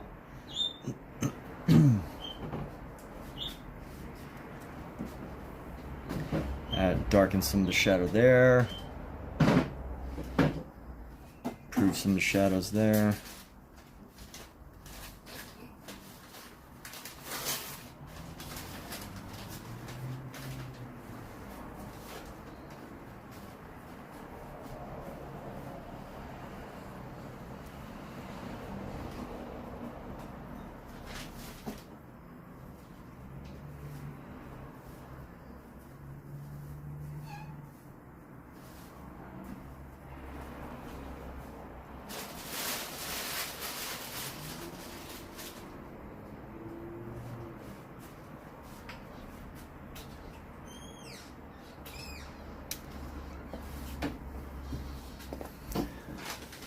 All right. Let's see. Are we good with this? I think this the shading on the toe, the little toe, needs to be a bit darker, and then we can call it a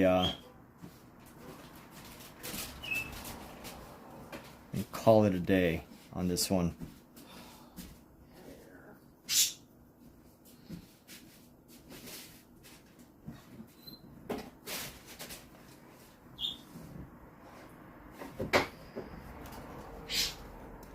You know what? I would like to shape out this area a little bit. Just round it out and soften the edge. Make it not such a hard edge.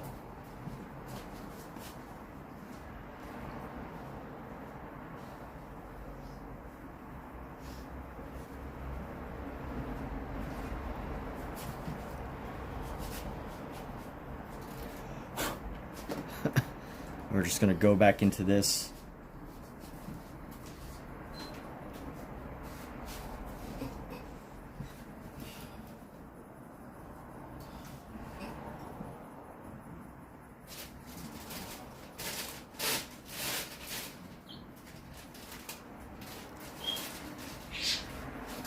And there's a little bit of a hard edge.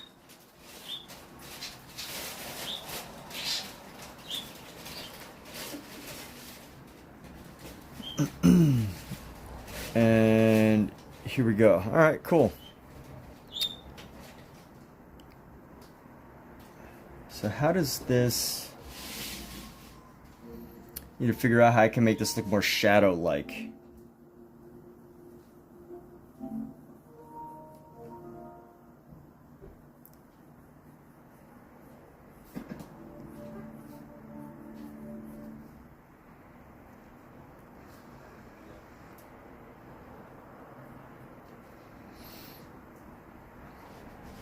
It's actually pretty good. I like it.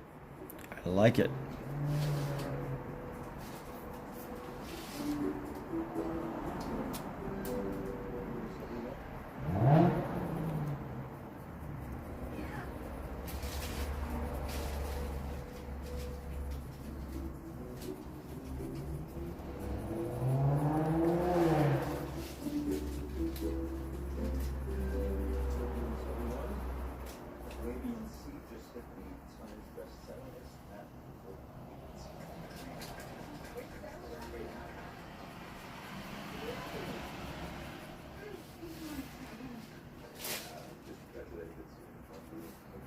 Okay.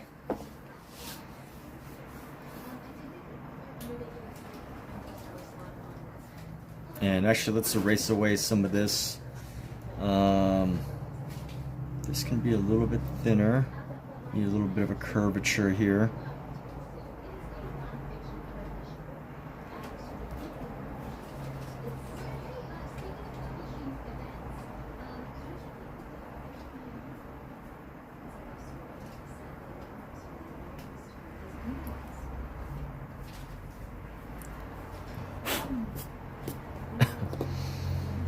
Let's just do this a little bit more. Add in our lighter shade into here.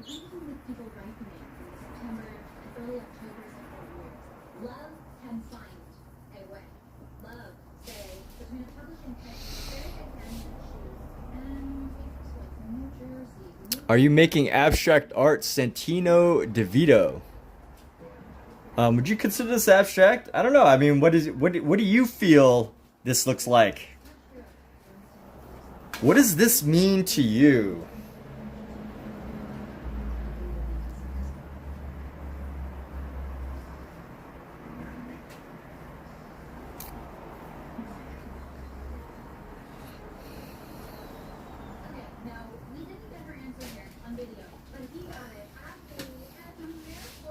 What does this piece actually suggest for you?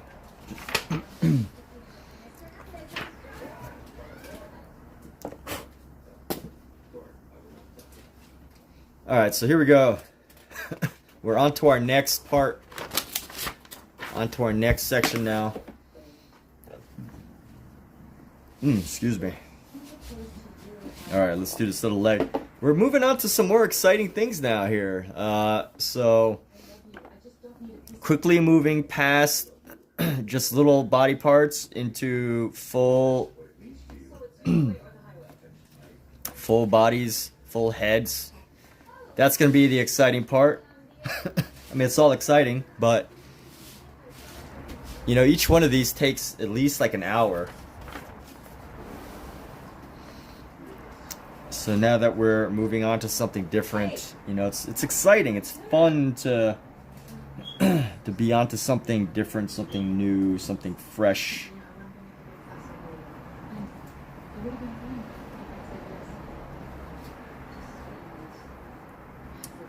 Yeah, the question to you, Santino, is what does this work actually mean for you?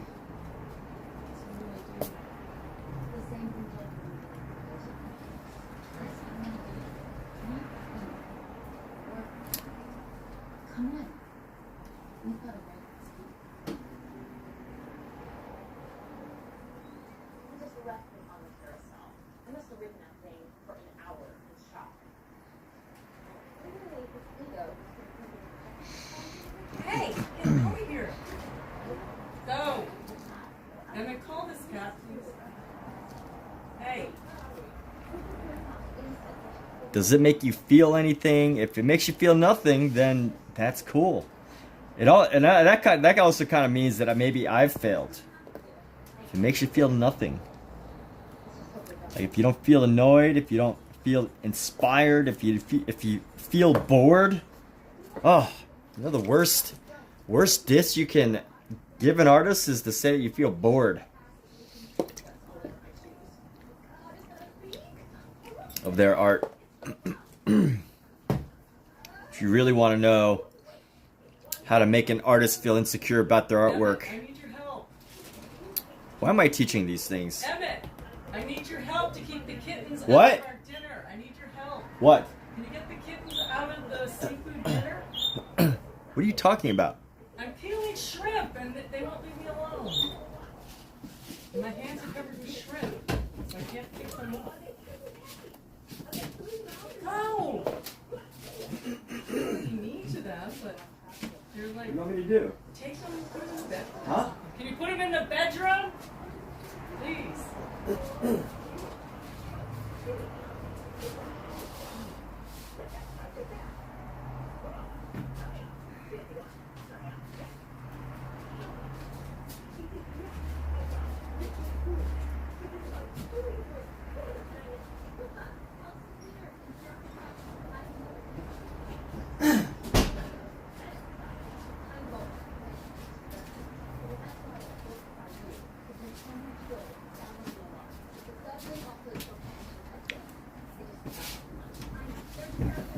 All right. Here we go. Let's go.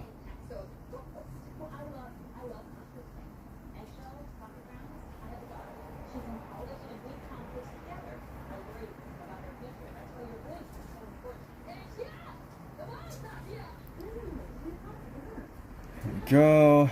Bring this down.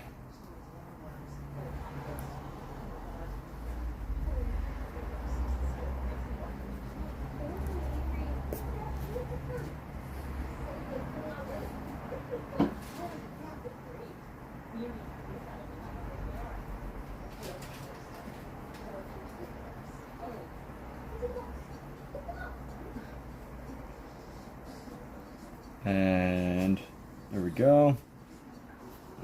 Bring this down just a little bit.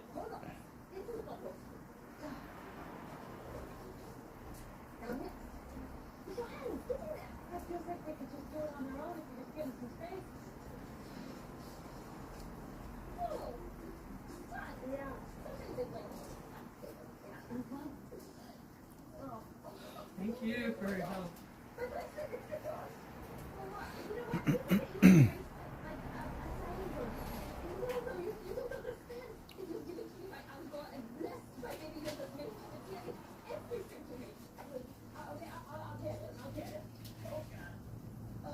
And here we go. Let's find out how to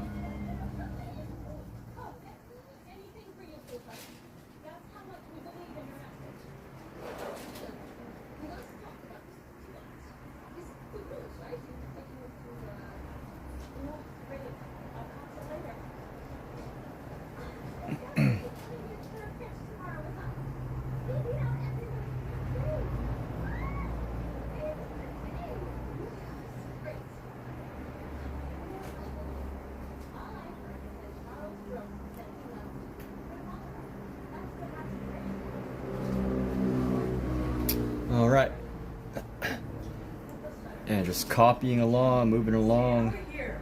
You too, huh?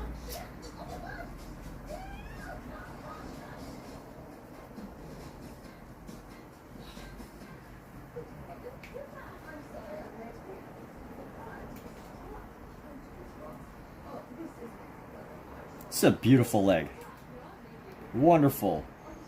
Fantastic, beautiful leg. Hey.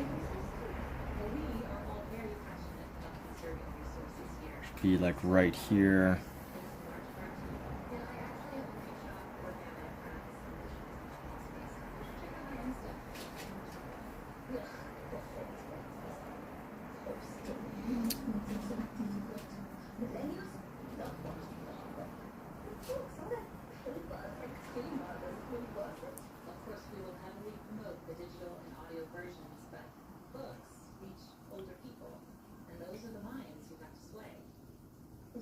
All right. And here we go, bringing this down. We're gonna go like this.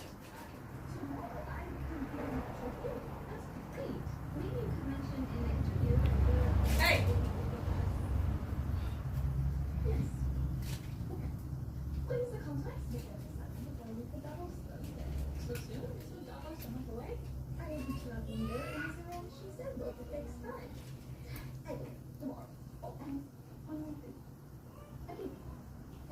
And here we go.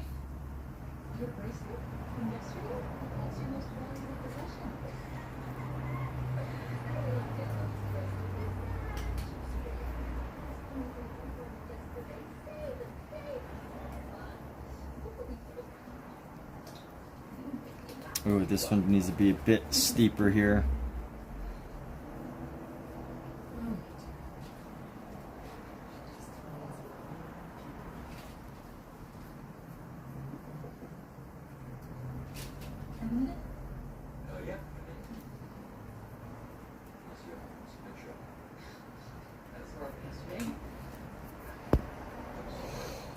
And here we go.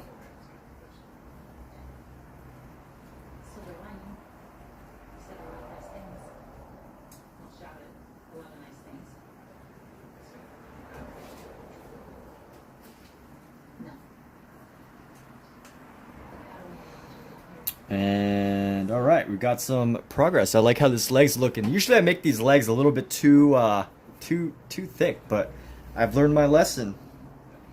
And we are making a nice thinner leg here. I should make them a little bit thicker than they're supposed to be. So I'm going for something a little thinner. The ideal would be to just make it just right, perfect, but you know, that's not necessarily what we need to do exactly. All right, so we're gonna come around like this. Let's go.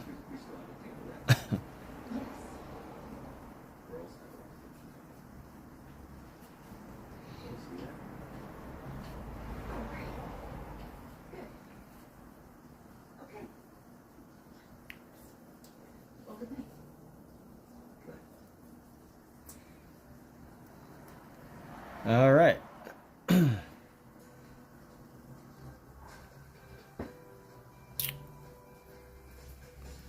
we go. Bring this around. Bring this down. Bring it around like this.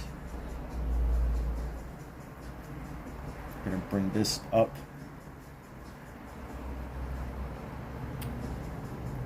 Just past the ankle. Bring this down. It's like a pentagon. This thing here.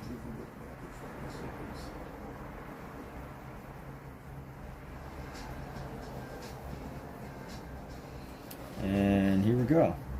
All right, moving along. I like what we've done.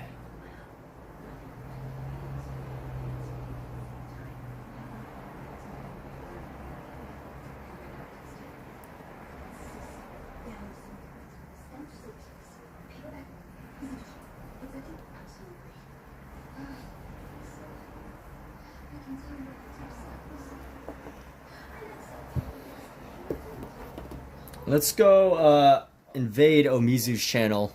I'm gonna go invade Omizu's channel real quick. Let's see. So there's another channel. Let's see. No. No. Let's see. Who else? Is he still streaming? Yes.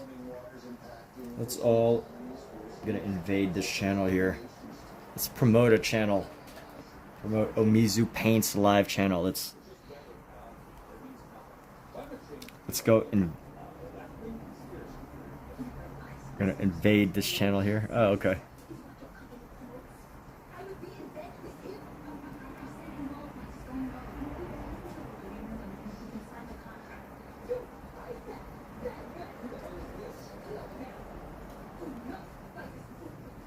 Look at this. So Omizu Paints, he's got a good channel going on.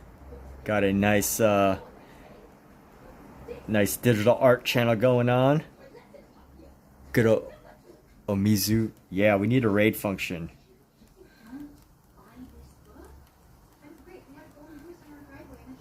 Look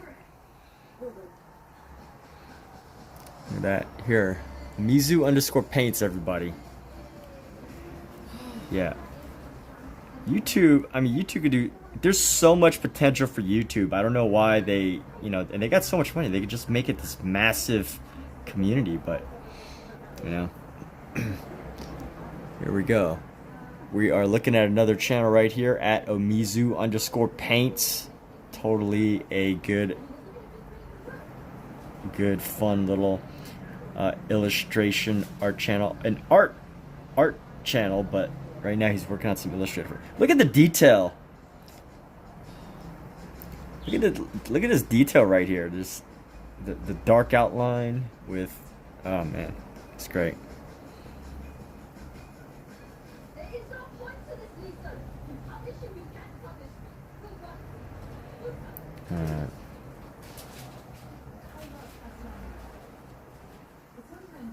All right, well that was fun.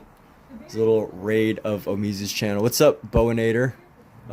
What's my favorite art quote? That's a good question, man. What is my favorite art quote?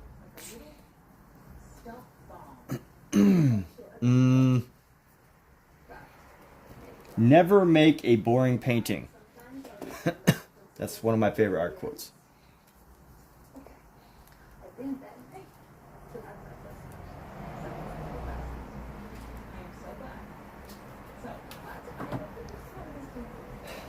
Never make a boring painting.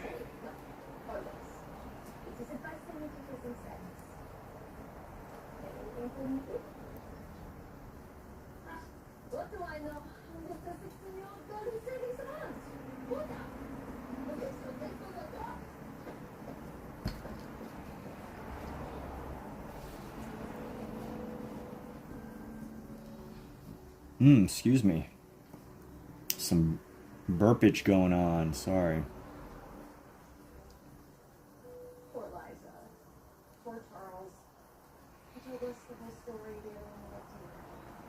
Alright, one good thing about drawing this side is that you can actually play with the width because there's shadow along this side.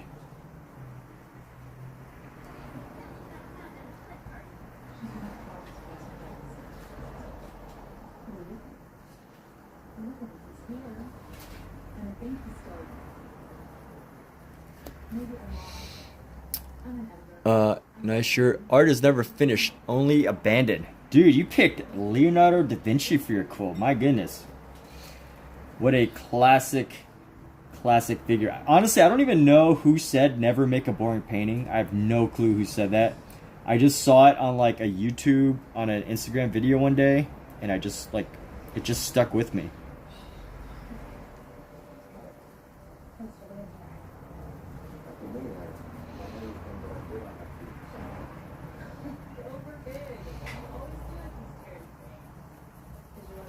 But that's a good one, man. The good old Leo da Vinci. Mr. Da Vinci. I went to an Italian restaurant where everybody there had an Italian accent, and it made me wonder if it was like a requirement that you had to have a really nice Italian accent. Are we allowed to talk about that, like accents in restaurants?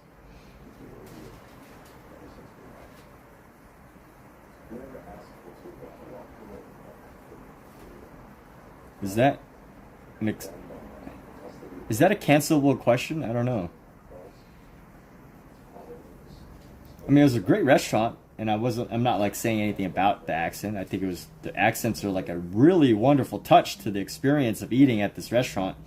But it just made me wonder if it was like, you know, if maybe it was like super authentic, or maybe it was like an audition process, you know? Like, imagine if that was part of the audition process to work at a restaurant, is how good of an accent can you do?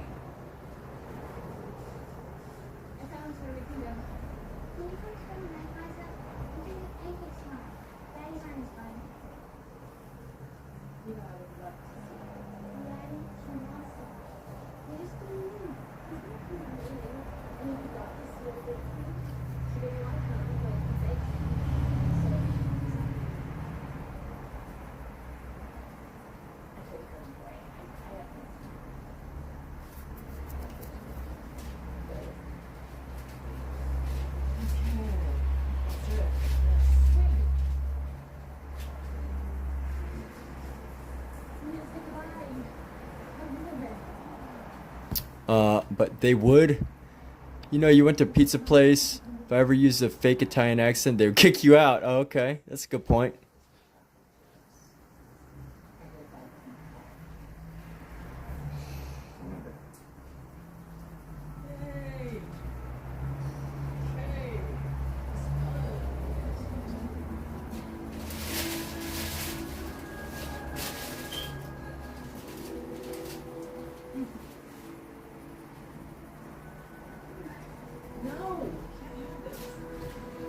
Actually, you know what I've been doing wrong is I've been shading this at an angle, but it needs to be following the shape of this leg.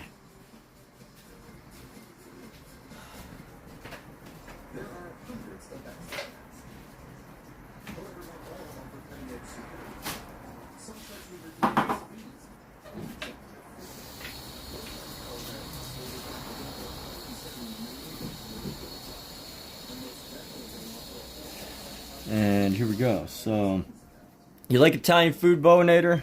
This is probably one of the best Italian restaurants I've ever been to.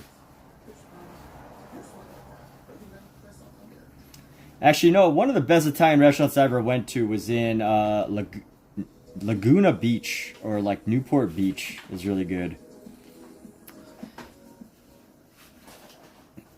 Laguna Beach, California. I can't remember the name of it, but it's really good.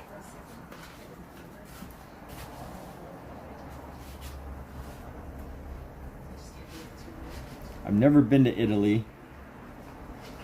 Maybe one day.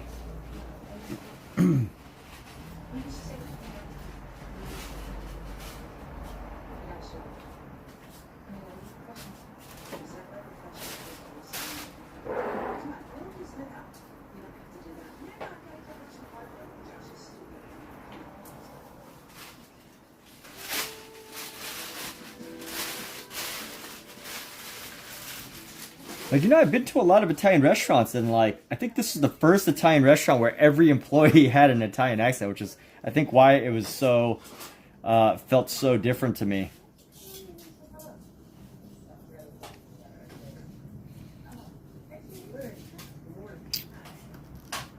So here we go. We're gonna go down on this one. We're gonna go like this. Alexa, set timer for 15 minutes. Oh, scratch that. Alexa, cancel that. Alexa, set timer for 11 minutes. 11 minutes, starting now.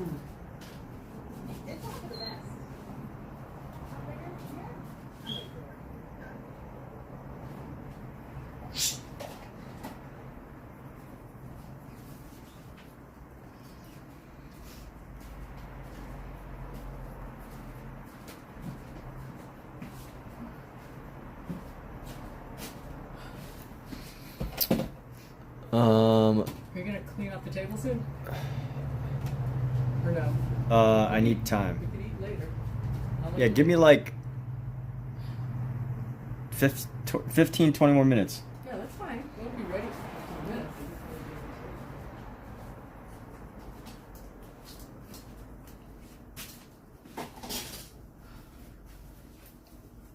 All right, so we will wrap up our stream tonight in about 15, 20 minutes or so.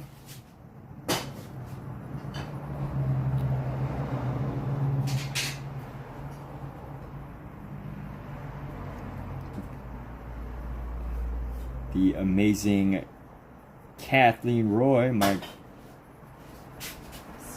girl, has prepared a special dinner tonight for us, which means that we need this table. I don't have a full studio to work out of, so I work out of my living room, right in the kitchen, or right next to the kitchen, along in the what do you call this? The dining on the dining table. That's one good thing about this easel, though, is you can, it gives you a good workspace for pretty much anywhere. Anywhere that you could set up a table, it's a really good workspace.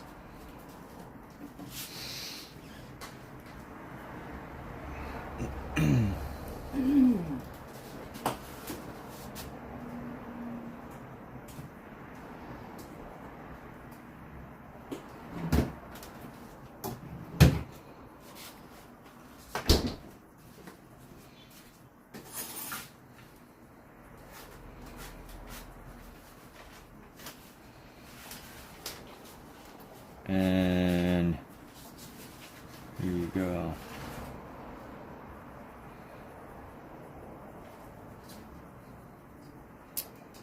Yes.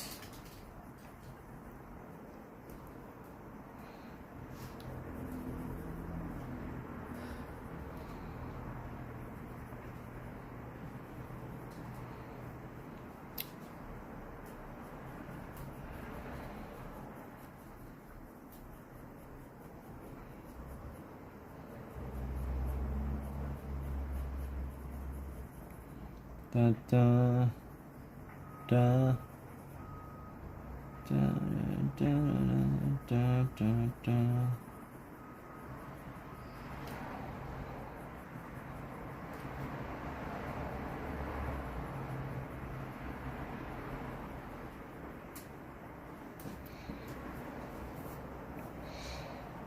And here we go. What we're gonna do is we're gonna erase away some of this.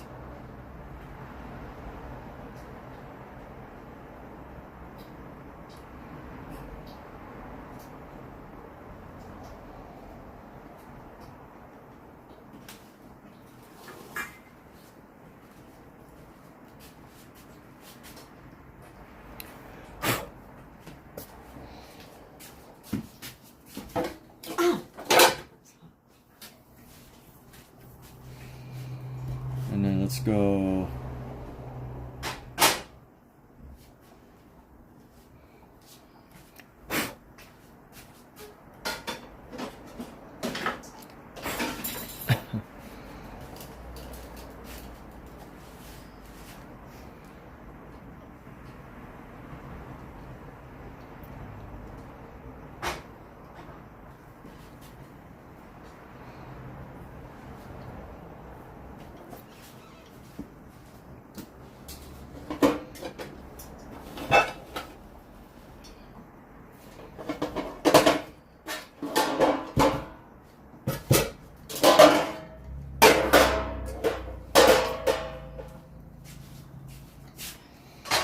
All right, here we go. We're gonna keep going with this sketch here.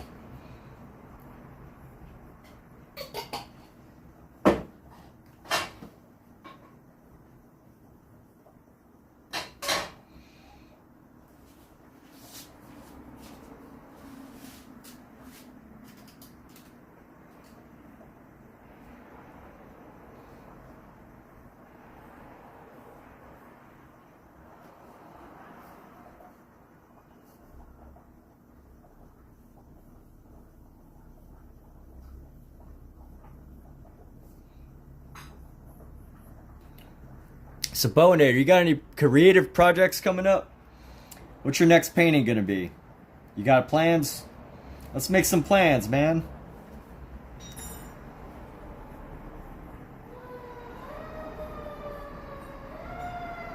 Let's set some of those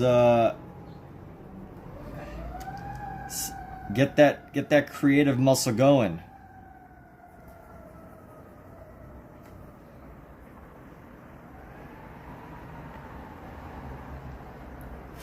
You shall succeed. What, just being here on this channel is enough to, you know, I like the idea that like anybody who just simply just watches my channel is going to feel like more creative, more inspired, and ready to do something creative.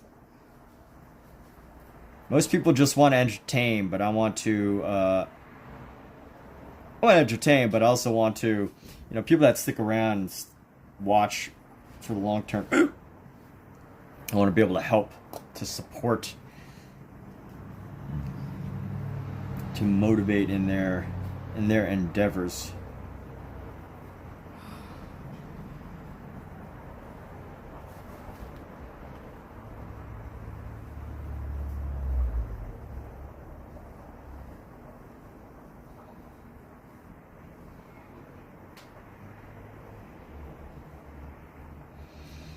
All right, here we go.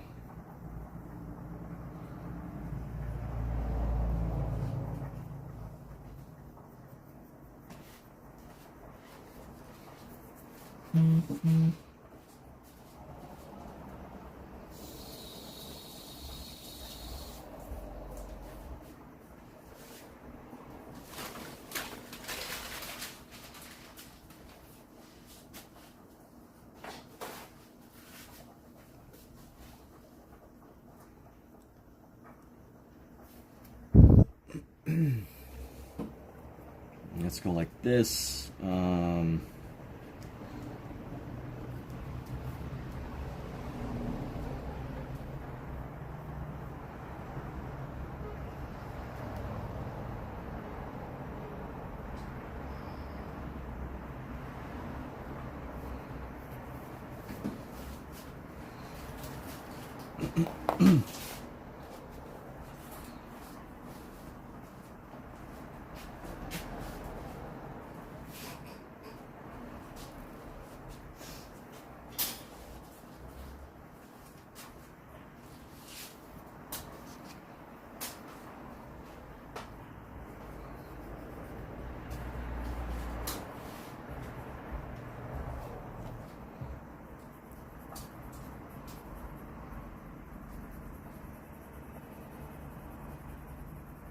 Let's go like this. Keep this going.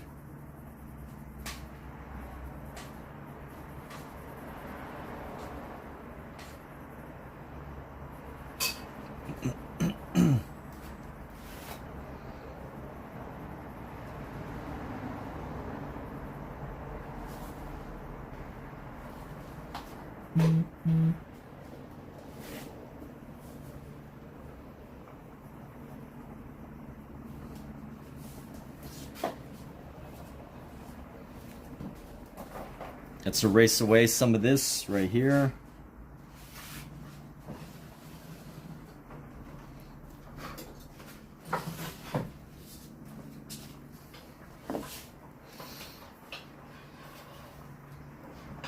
And we're going to bring this down a bit further.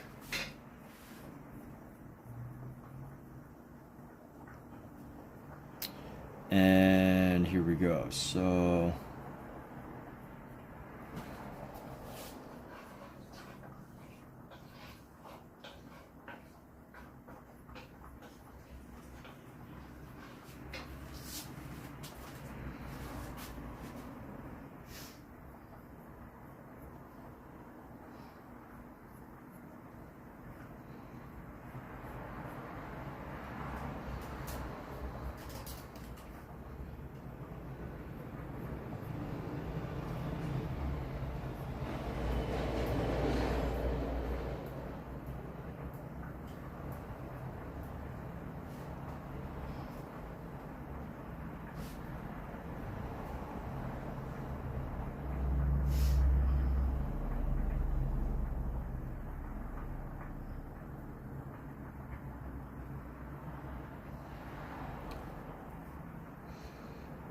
And here we go. We're gonna go right into this foot here. Alexa off. Find our foot shape.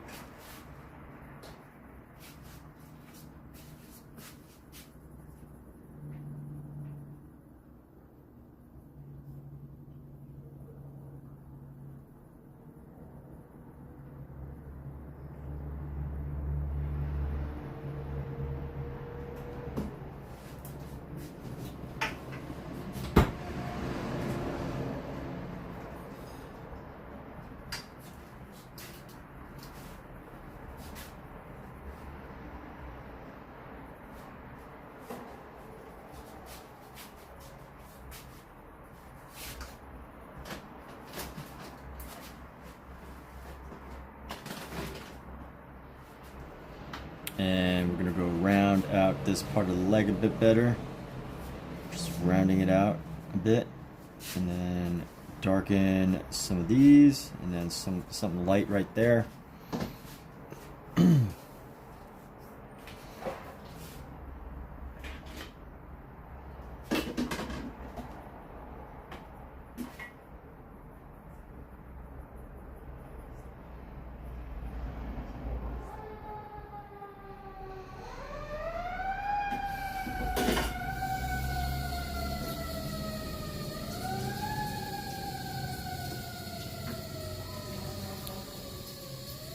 And anybody want to know a really powerful goal setting exercise I've been doing that's been really helpful? That is writing your goals down twice a day, although I've only been doing it once, but twice a day, but writing your goals as if they're in the present tense. So if you have the goal of buying a house, you would write like, you know, your goal would be to, instead of writing it as a goal of what you want in the future, you write it as a thing that you have in the present. So if your goal is to have a house, you would write, I have a house, instead of my goal is to have a house. And it's not for everybody. You know, some people will be like, what's that supposed to do? You know, that doesn't make sense, like writing goals as if I have them. What am I supposed to lie to myself? So if you can't get over that skepticism, then this goal process isn't really for you. But, you know, if you're able to overcome yourself and give it a shot, I think it can actually do some wonders for people. Because the effect of what the effect is supposed to be ultimately is that, you know, if you put your mindset into this state of having what you want in the present tense, you're going to start thinking, you're going to start guiding your own thinking, your brain, to like figure out what it is that you need to do to be that person that has those things. So it's a little bit of a controversial goal setting process. It's not for everybody, but I would swear by it. It's been very helpful for me. And, you know, anything that can help you find a good positive success, I think is great. Wonderful. But here we go. Oh, did I take a photo of the last one? I don't think I took a photo. Let's see.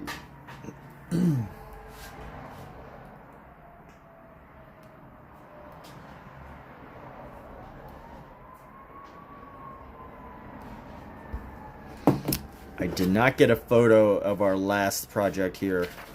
So let's get a photo.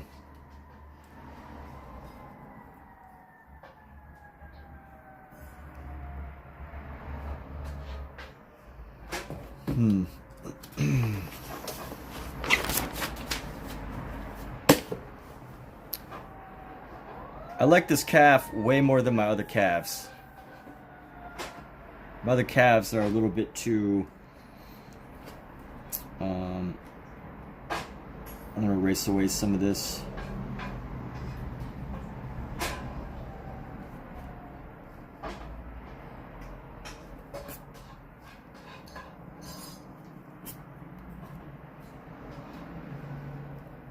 And let me add a nice dark line here.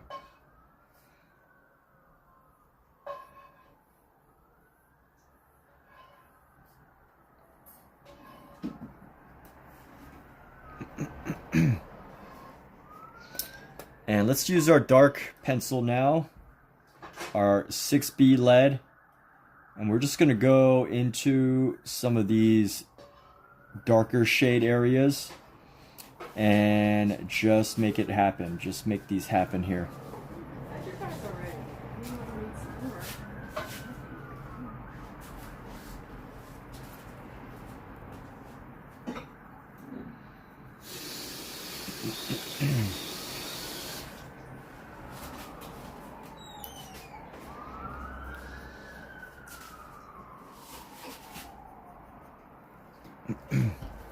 And here we go. We're going to go to this section right here.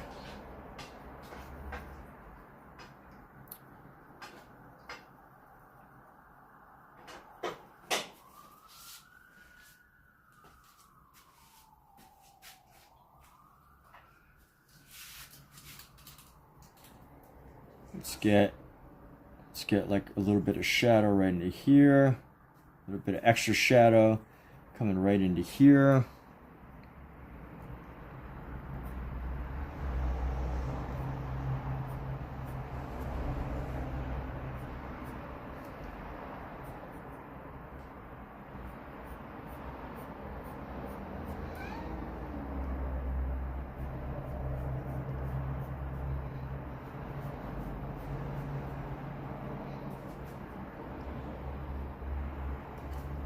You know what, this angle, this area needs to be a little bit rounded out.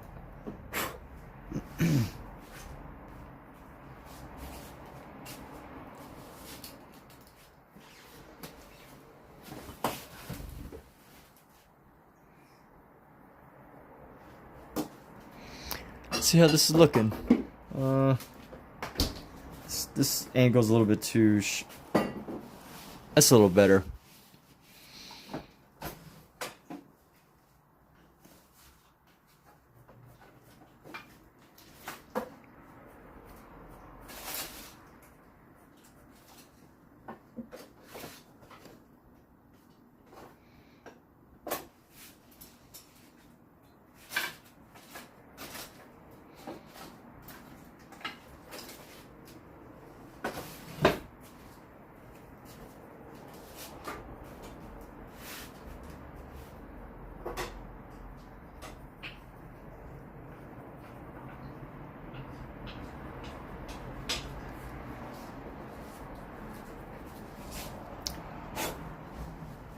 And let's go like this. Bam.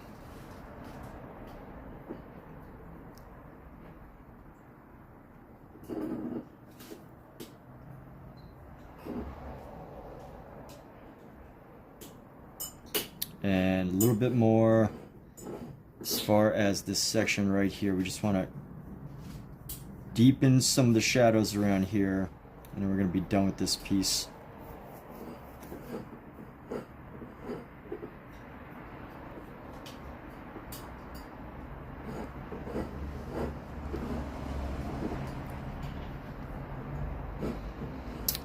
And let's see, how can we, I want to add this shadow, whatever this shadow needs to be. I need to find a way to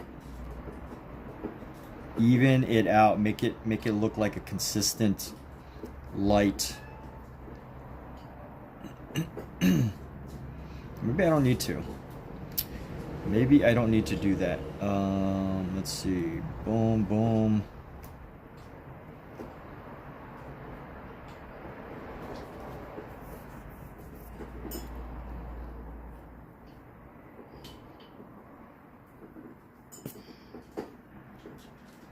Huh.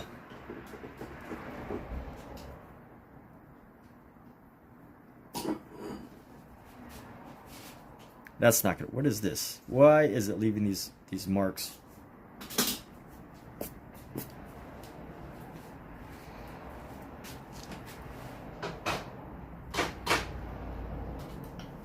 I want to erase this this line right here.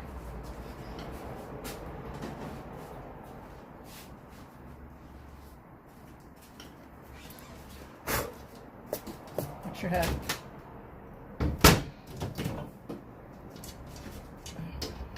Don't reach this. Watch your head. Watch your head.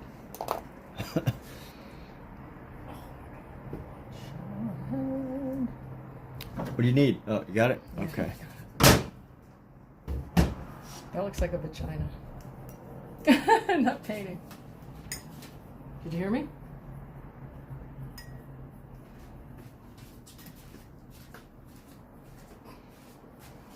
All right. And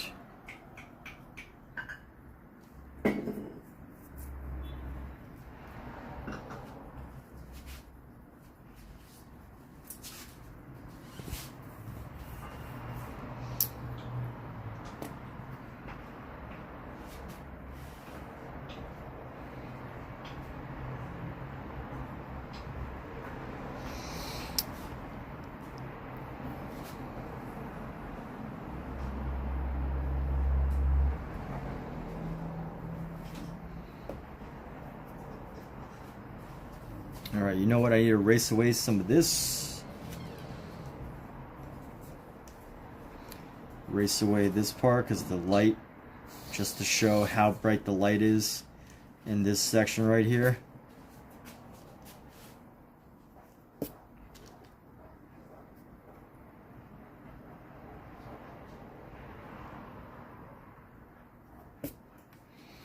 Erasing away that. Erasing away a little bit in here.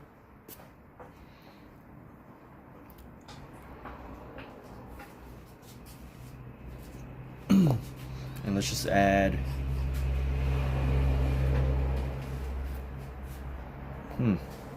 And how are we doing? How is this looking? I think it needs a little bit more of an angle, a little bit of a roundness right here.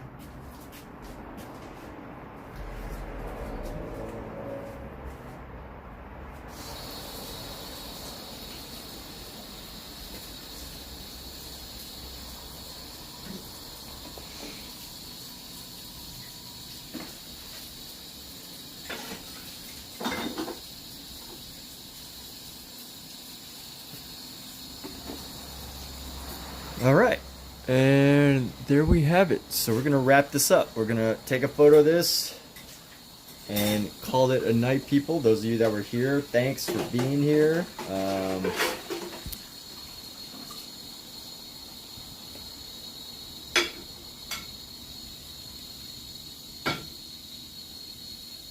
And you know, I highly recommend everybody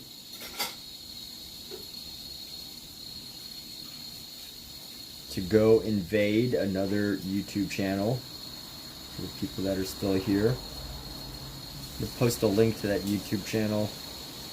Let's do an invasion. Let's do our own version of an invasion here. Why is this not working?